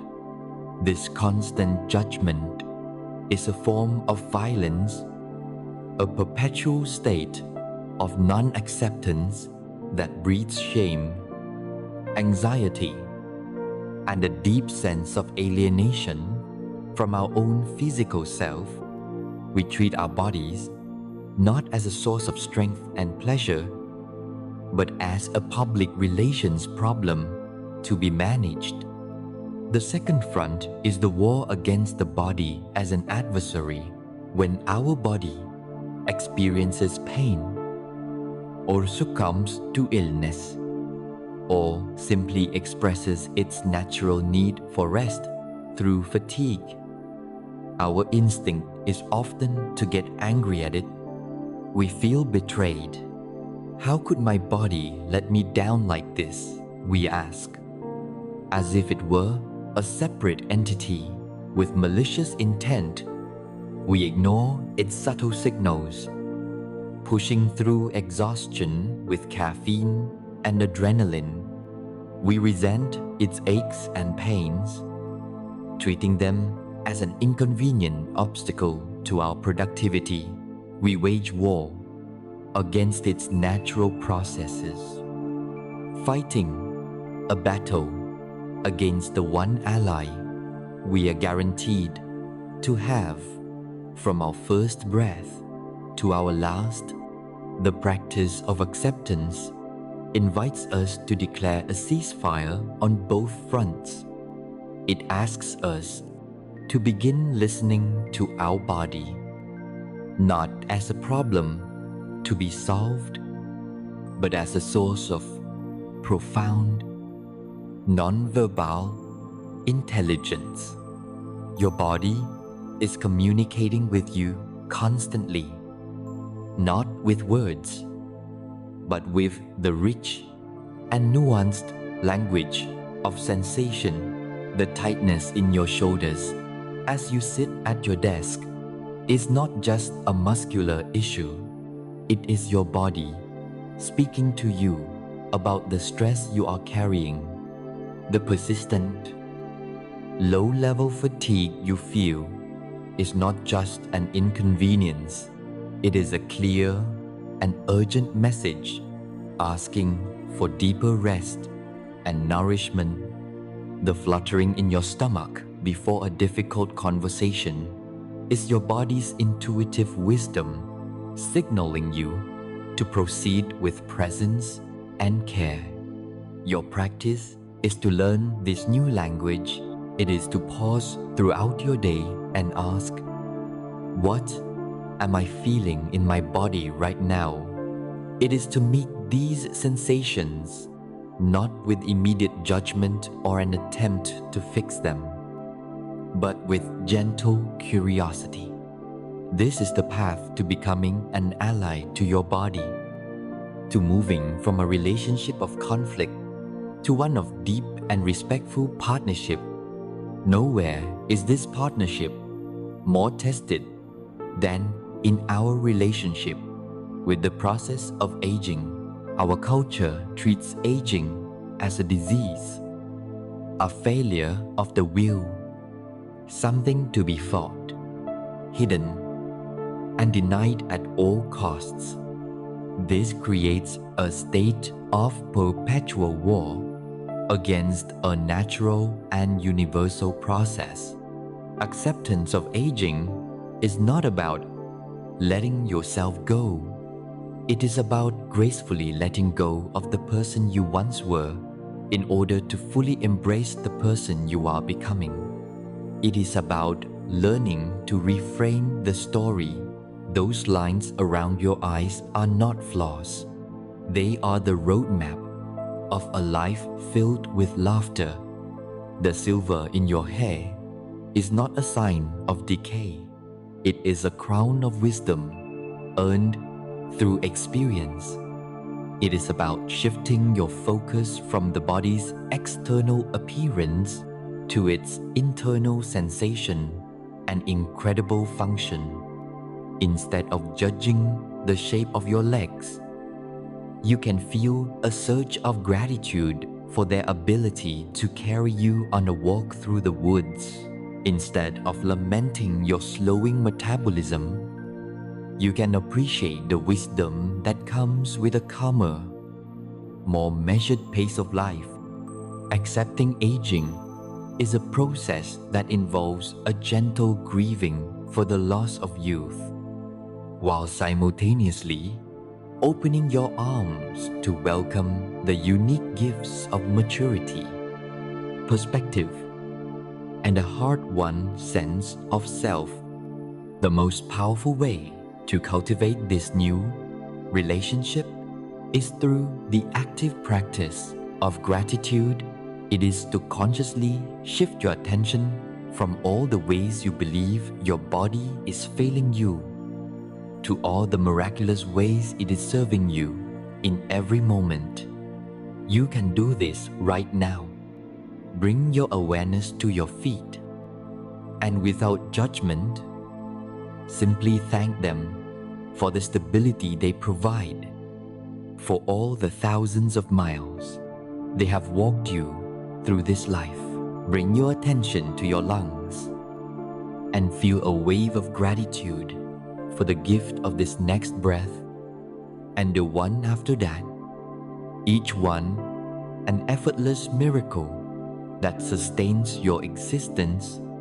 Bring your attention to your heart, this relentless, faithful muscle that has been beating for you every second of every day since before you were born, asking for nothing in return.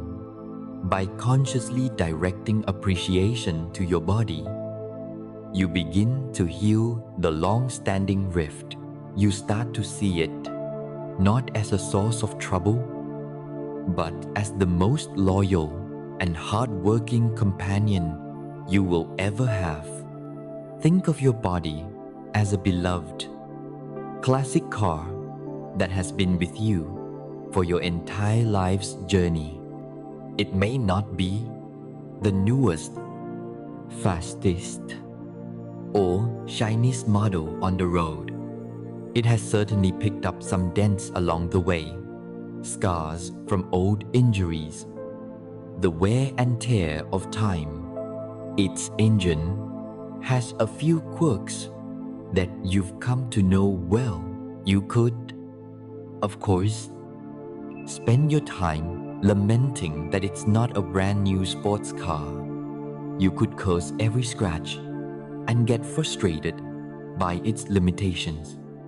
Or you could adopt the attitude of someone who truly loves their classic car. They don't see the dents as flaws. They see them as memories of past adventures. They know the engine's unique sounds and rhythms, and they work with them gently. They don't push it beyond its limits.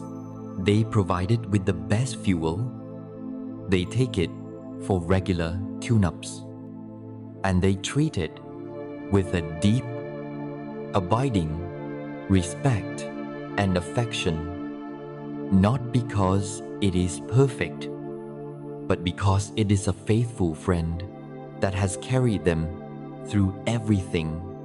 This is the invitation to stop wishing your body was a different model and to start treating it with the loving care and profound gratitude you would offer to a cherished and lifelong companion. To be at peace in the world, we must first learn to be at peace in our own skin. Accepting our body is a radical act of homecoming.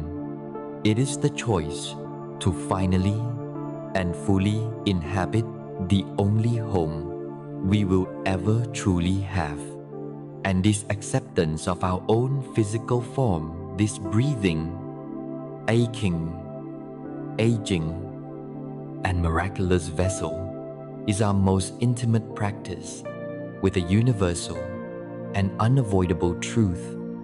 Our body is our primary teacher of the great law that governs all of existence, the law of impermanence. To accept the body in its constant state of flux is to prepare ourselves to accept that everything in the universe, including the body itself, is in a constant, beautiful, and sometimes heartbreaking state of change, we have learned to make peace with our own mortal bodies. These cherished, temporary vessels that carry us through life. In doing so, we have been practicing on an intimate scale our relationship with the most powerful and unavoidable law of the cosmos. It is a law more fundamental than gravity, a truth that governs the dance of galaxies and the lifespan of a single cell. It is the law of impermanence. This is the simple, yet profoundly challenging truth that everything changes. Nothing lasts. Everything is in a constant state of flux. Our minds, conditioned for stability and control, rebel against this law. We want things to stay the same, especially the good things. This resistance to the fundamental nature of reality is the source of our deepest anxieties and our most poignant sorrows. To find a truly unshakable peace, we must stop fighting this cosmic tide. We must learn not just to tolerate impermanence, but to see the profound and heartbreaking beauty that lies at its very core. Look around you and look within you. The evidence of impermanence is everywhere. The seasons turn, one into the next, in a ceaseless, graceful cycle of birth, growth, decay, and renewal. Great mountains are slowly but surely worn down into dust by the patient work of wind and rain. The stars themselves, which seem like eternal fixtures in the night sky, are born from cosmic nurseries and will one day burn out. This cosmic dance is mirrored in our own lives. Our relationships evolve. Friendships that were once central fade into the background, and new connections emerge. Our beliefs and opinions shift as we gather new experiences. Our very bodies are a river of change, with cells dying and being replaced in every moment. Change is not an occasional, disruptive event. It is the very texture of reality. It is the engine of creation. To resist change is to resist life itself. It is to stand on the riverbank and command the water to stop flowing. If the law of change is so absolute, why does it cause us so much pain? The suffering comes not from the fact that things change, but from our desperate attempt to cling to them as if they were permanent. This clinging, known in Buddhist philosophy as attachment, is the root of our sorrow. When we experience a moment of profound joy, a perfect vacation, a child's laughter, a feeling of deep love, our ego immediately tries to possess it. It says, "This is good. I want this to last forever." This very act of grasping introduces a subtle anxiety into the experience. We are no longer fully present for the joy because we are already worrying about its inevitable end. And when the moment does pass, as it must, our clinging turns into suffering. We are left with a painful sense of loss. Comparing our present reality to the ghost of a past pleasure, we do the same with our pain. clinging to old grievances and hurts, refusing to let them pass because they have become a part of our identity. We are like a person trying to hold water in a clenched fist.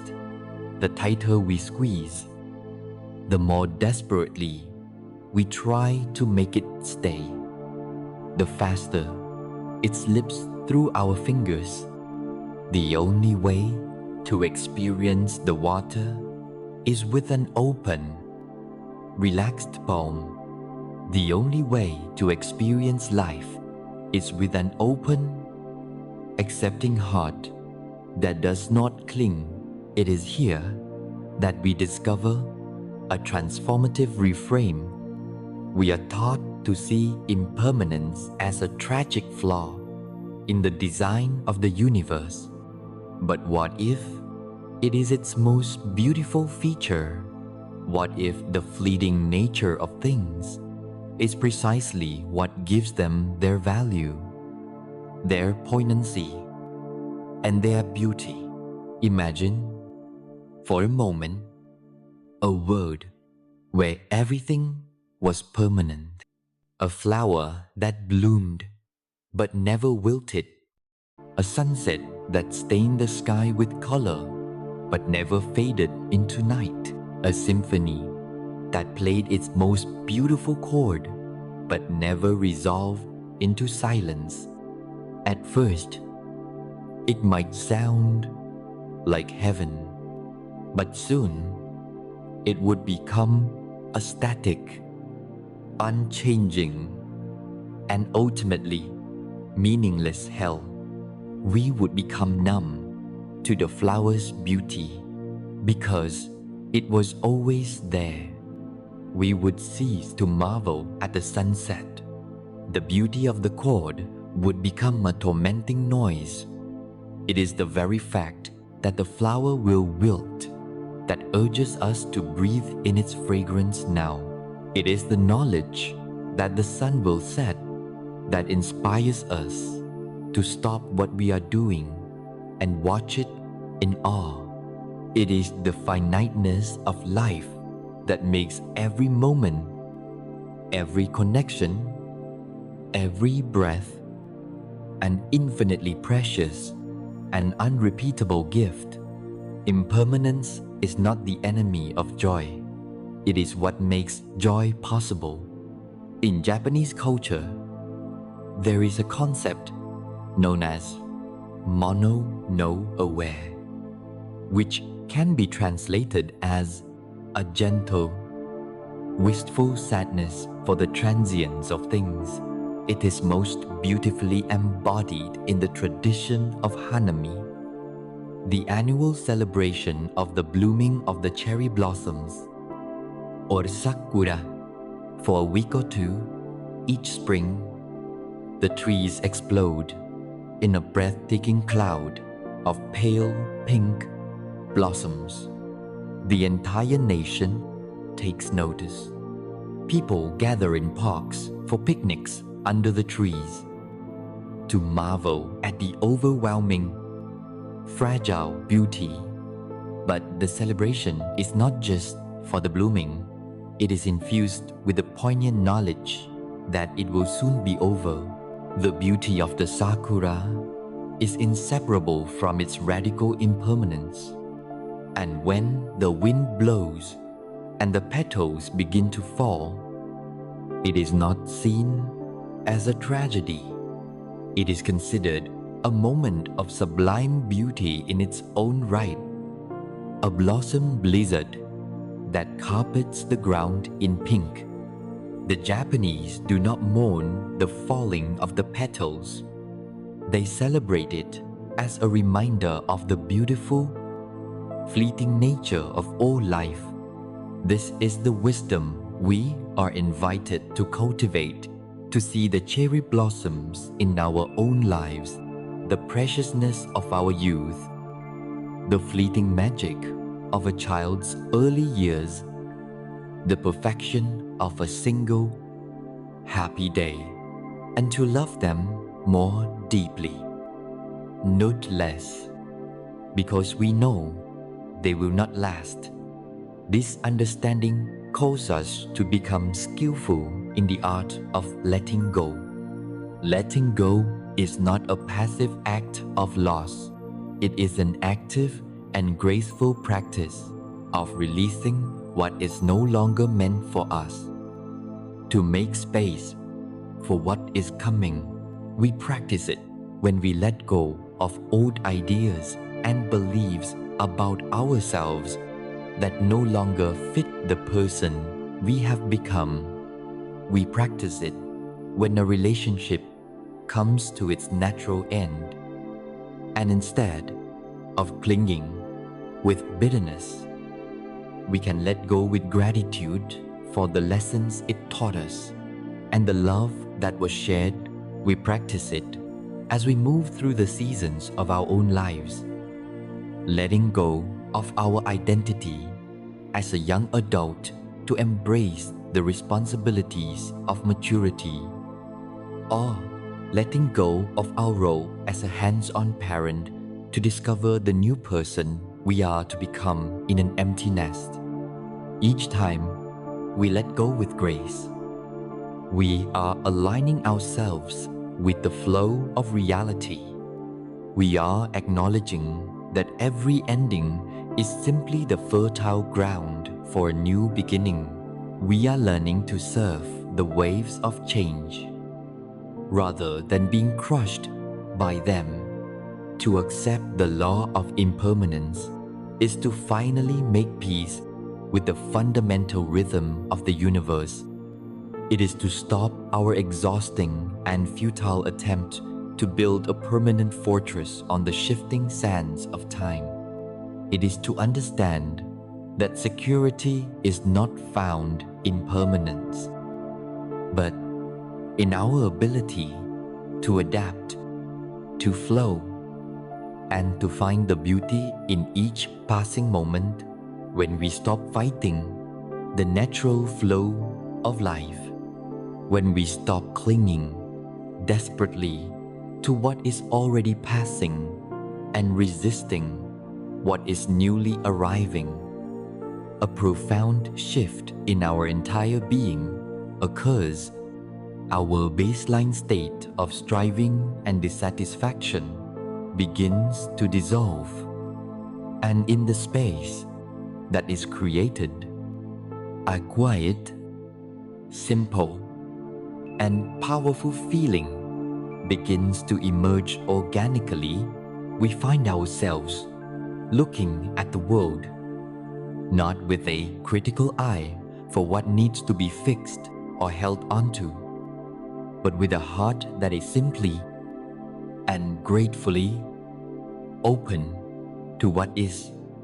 This is the natural, effortless unfolding of acceptance into its beautiful sister, gratitude. Our journey has taken us through the shadowed valleys of resistance and up the steep, challenging slopes of acceptance. We have learned to sit with our difficult emotions, to witness the ceaseless river of our thoughts, and to make peace with the great, unchangeable laws of life and the beautiful imperfections of ourselves and others. As we learn to rest in this state of acceptance, as we stop our lifelong war against what is, something remarkable and unexpected begins to happen. The soil of our consciousness, no longer trampled by the boots of conflict, become fertile, and from this fertile soil, a beautiful flower begins to grow. Effortlessly and spontaneously, this flower is authentic gratitude. In our modern culture, we are often told to practice gratitude. We are encouraged to keep gratitude journals, to list 3 things we are thankful for, before bed, and while the intention behind this is good, it can often become another chore on the ego's self-improvement checklist. Another way to feel like we are failing if we don't feel sufficiently thankful on demand.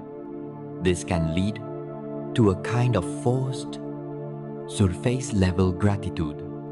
It is the act of trying to paste a smiley face sticker over our genuine feelings of sadness, frustration, or disappointment.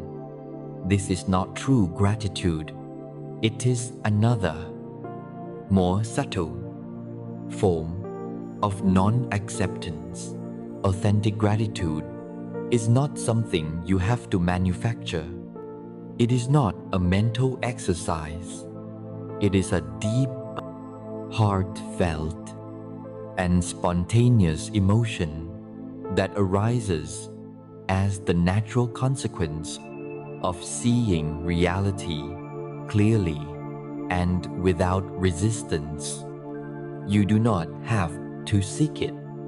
You simply have to create the inner conditions for it to find you. And those conditions are created by acceptance. Acceptance is the key that unlocks the door to gratitude.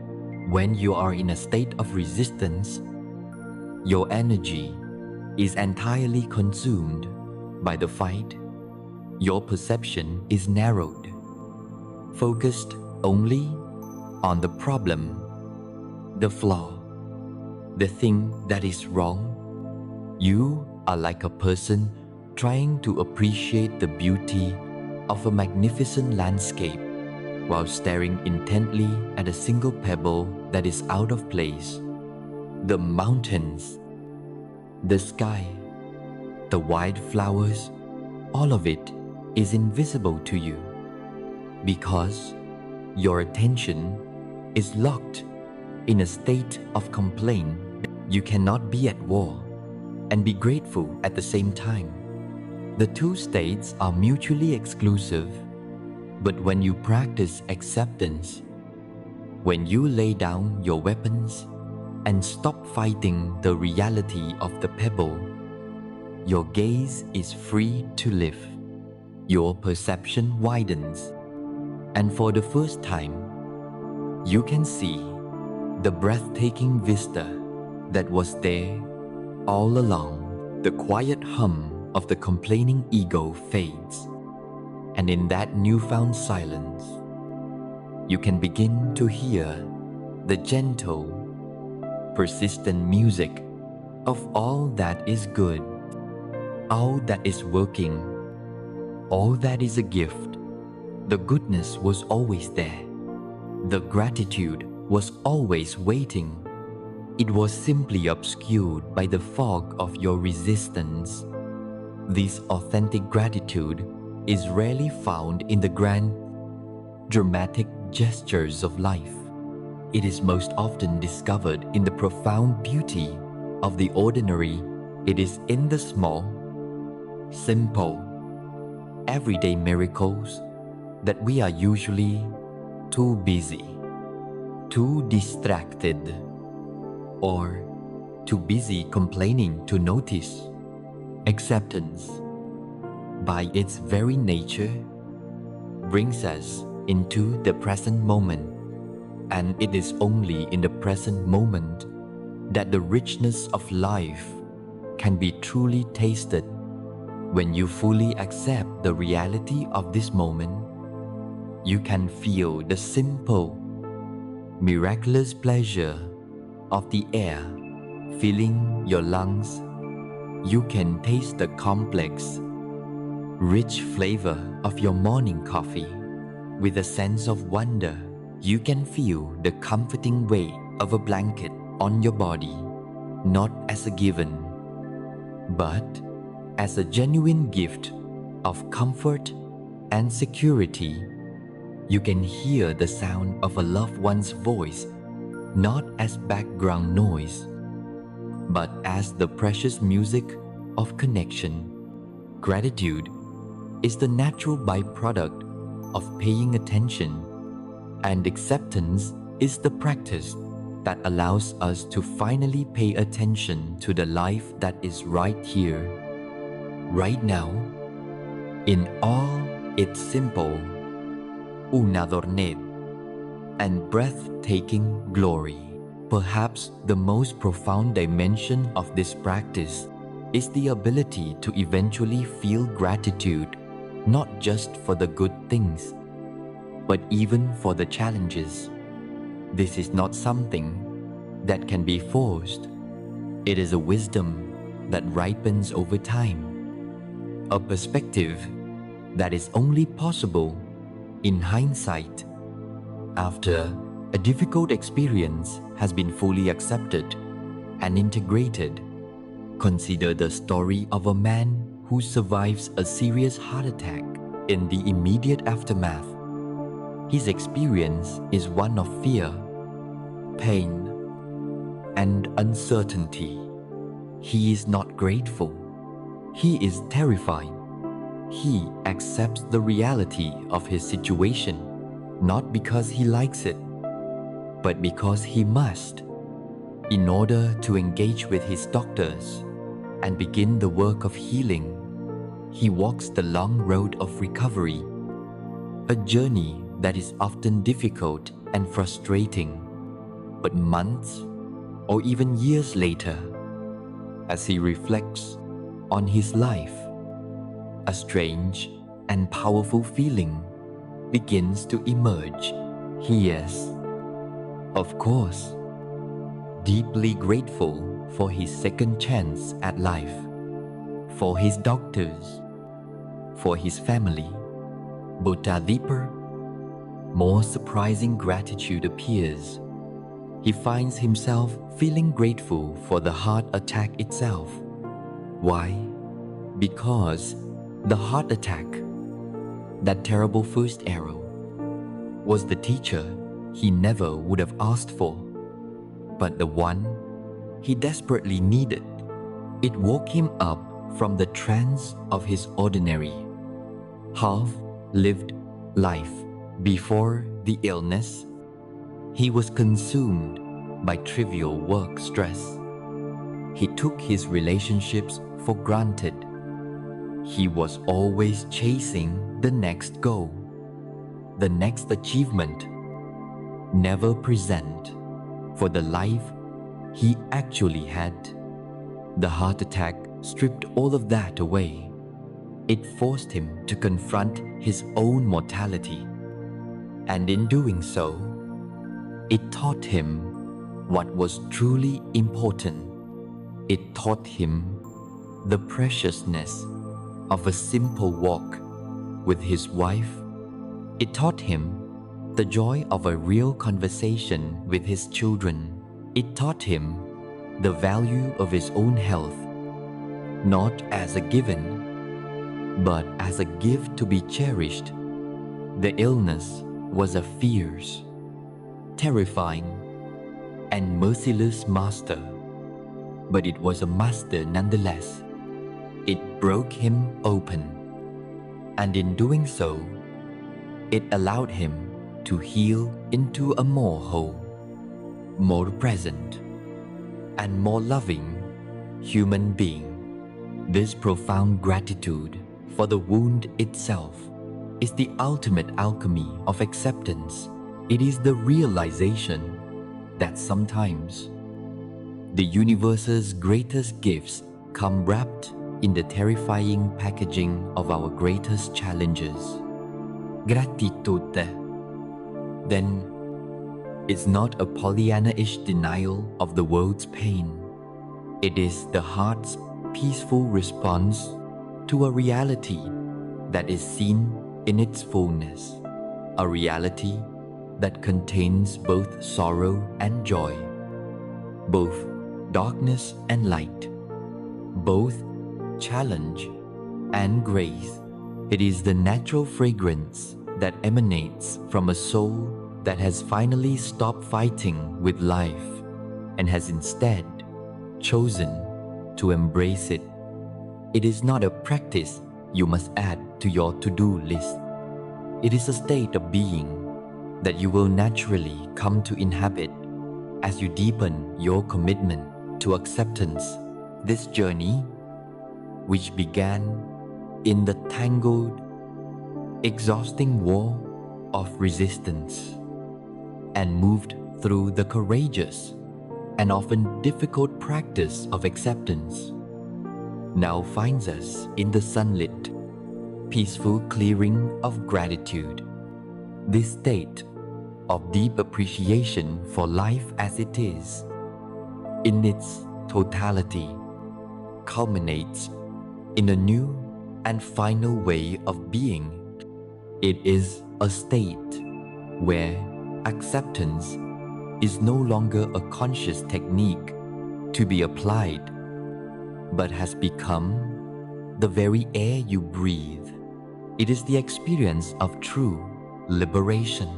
It is what we can call the ultimate freedom. We have walked a long and transformative path together.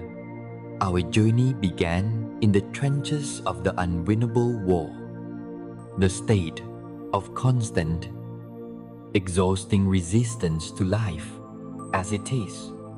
We learned to identify the voice of the ego, the fearful commander of this war. We discovered the great paradox that true change only begins with acceptance, and we found the gateway to this acceptance in the sanctuary of the present moment. We learned to welcome the unwanted guests of our emotions, to witness the ceaseless river of our thoughts, and to make peace with our own beautiful, imperfect stories. We have now arrived at the summit of our exploration, the culmination of this practice. We arrive at a place where acceptance is no longer something you do, but something you are. It ceases to be a technique and becomes a state of being. This is the ultimate freedom. Imagine learning to play a musical instrument. At first, the process is clumsy, mechanical, and requires intense conscious thought. You have to think about where to place your fingers, how to hold your body, how to read the notes. Each action is a separate, deliberate effort. This is what the practice of acceptance can feel like at the beginning. We consciously remind ourselves to say yes to the moment. We deliberately practice watching our thoughts. We make a concerted effort to breathe into a difficult feeling, but with consistent practice, something magical begins to happen. The musician no longer thinks about the notes. They simply play the music. The instrument becomes an extension of their being. The clumsy effort dissolves into an effortless flow. This is the journey from practice to embodiment. Acceptance follows the same path. Over time, as you consistently choose acceptance over resistance, you are fundamentally rewiring your nervous system. You are carving new neural pathways. Your default setting begins to shift. The habit of resistance begins to atrophy from lack of use, and the state of acceptance becomes your natural second nature. You no longer have to try so hard, because this peaceful, open, and accepting way of being is simply who you have become. The fruit of this state of being is an unshakable peace. This is not the conditional peace that most of the world seeks. Conditional peace is fragile. It depends entirely on external circumstances. It says, I will be at peace if my flight is on time, if I get the promotion, If everyone likes me, and if I am perfectly healthy, the moment any of these conditions are not met, this fragile peace shatters. Unshakable peace, the peace born from a state of acceptance, is entirely different. It is a deep well of tranquility within you that is not dependent on the weather patterns of your life.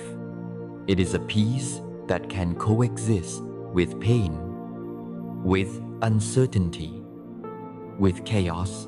It is not the absence of storms, but the discovery that you are the calm, silent, and spacious eye of the storm. Problems will still arise, challenges will still appear, but they no longer have the power to hijack your inner state, because your well-being is no longer anchored in the shifting sands of external conditions. It is anchored in the bedrock of your own being. From this place of deep inner peace, you begin to live in a state of trust and flow. The white-knuckled need to force, to manage, and to control every outcome begins to soften and dissolve. You realize that your own small, egoic mind, with its limited perspective and its fear-based planning, is not the most powerful intelligence available to you. You learn to listen to a deeper wisdom, to the subtle currents of life itself. You start to notice synchronicities, those meaningful coincidences that seem to nudge you in a certain direction. You learn to trust the intuitive whispers of your heart. You stop pushing the river and you learn to flow with it, trusting that it is carrying you toward the ocean of your own becoming. This state of flow, or what some athletes and artists call the zone, is where your actions become both effortless and supremely effective. You are no longer fighting against life. You are dancing with it. There is no more perfect metaphor for this ultimate state of being than the image of a master surfer. Imagine the ocean, a force of immense, untamable power. Its waves are wild, unpredictable, and absolute. This is reality. This is life. A novice surfer, operating from a place of resistance, tries to fight the ocean. He sees the wave as an adversary. He tries to impose his will upon it. He gets battered. He gets tumbled. He exhausts himself and emerges from the water, defeated and frustrated. He has tried to dominate a force that cannot be dominated. Now, watch the master surfer. The master has a deep reverence for the ocean. She does not see the wave as an enemy. She sees it as a partner, a source of incredible energy. She does not try to control the wave. She studies it. She feels its rhythm, its power, et direction. She practices the ultimate acceptance, and then, at the precise, perfect moment, she turns her board. She paddles with all her strength, and she surrenders her own small will to the immense power of the wave. In that moment of surrender, she is lifted up and carried on a ride of exhilarating grace and beauty. She is not being passive.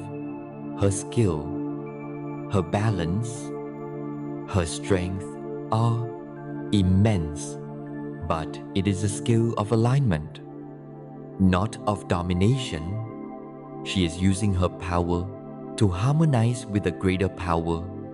You are the surfer. The ocean is life. Acceptance is the sublime art of learning to ride the waves. When you learn to live in this state of flow, in this graceful dance with reality, the final and most profound illusion begins to dissolve the illusion of your own separateness. As long as you are at war with life, it feels like you are a small, isolated individual battling a vast and hostile universe. It is me against the world, but from the perspective of the master surfer. She is not separate from the wave. She is one with its energy. She and the wave are engaged in a single, unified dance. In the state of profound acceptance, you realize that you are not just a visitor in the universe. You are the universe, experiencing itself through your unique consciousness. The events of your life are not happening to you from some external source. They are an expression of the same life force that beats your heart and breathes your breath. The distinction between you and the world, between self and other, begins to soften. You realize the universe is not your adversary. It is the larger body of which you are a single, precious cell. In this realization, the war ends completely, because you have finally understood that you were only ever fighting with yourself. This is the ultimate freedom. It is the peace that passeth all understanding. It is the joy of coming home, having reached this summit of understanding, having glimpsed the ultimate freedom that comes from a life of profound acceptance. Let us now pause for a moment. Let us look back on the path we have traveled, to gather the precious wisdom we have learned along the way, and to integrate it so that we may carry it forward from this moment on into every single moment to come. We have now traveled together to the farthest shores of this exploration, from the heart of our inner resistance to the boundless ocean of acceptance. We began our journey by acknowledging the silent, unwinnable war we all wage against reality, a war commanded by the fearful ego and fueled by the illusion of control. We discovered the great and beautiful paradox that the only way to truly change is to first stop fighting.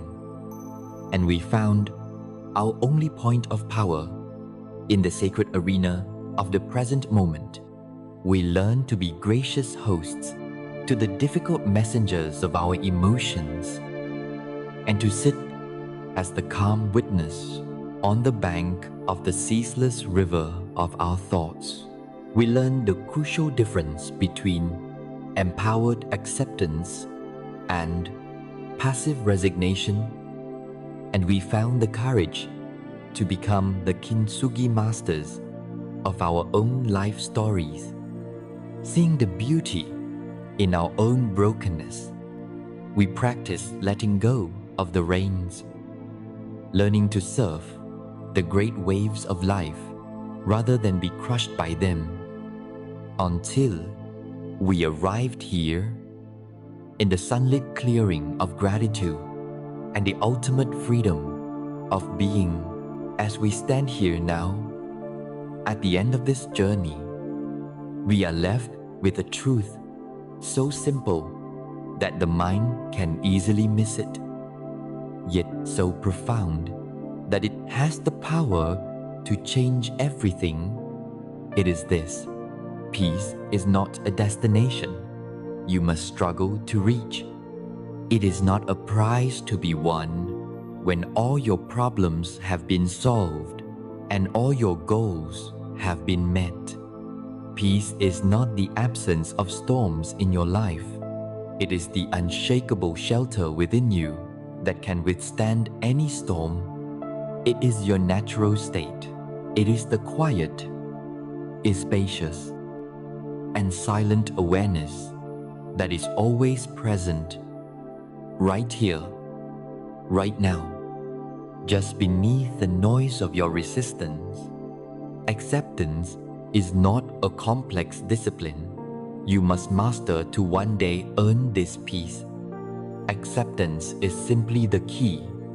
It is the gentle, courageous act of turning the lock and opening the door to the peace that has been waiting for you. Inside you, all along, the power to end the war, to lay down your arms, and to walk through that door has been within you from the very beginning. It does not require years of study or a dramatic life change. It resides in your very next breath. It is present in your simple ability to notice a thought without becoming it. It is activated by your willingness to feel a sensation in your body without judgment. It is embodied in the quiet, powerful choice in any given moment to say yes to reality exactly as it is. This is where your freedom lies. You are the sky, not the passing clouds. You are the ocean, not the fleeting waves. You are the silent, spacious awareness in which the entire drama of your life unfolds. Let this not be the end of a listening experience, but the beginning of a new way of living, a life lived not in opposition to the world, but in a graceful, courageous, and peaceful dance with what is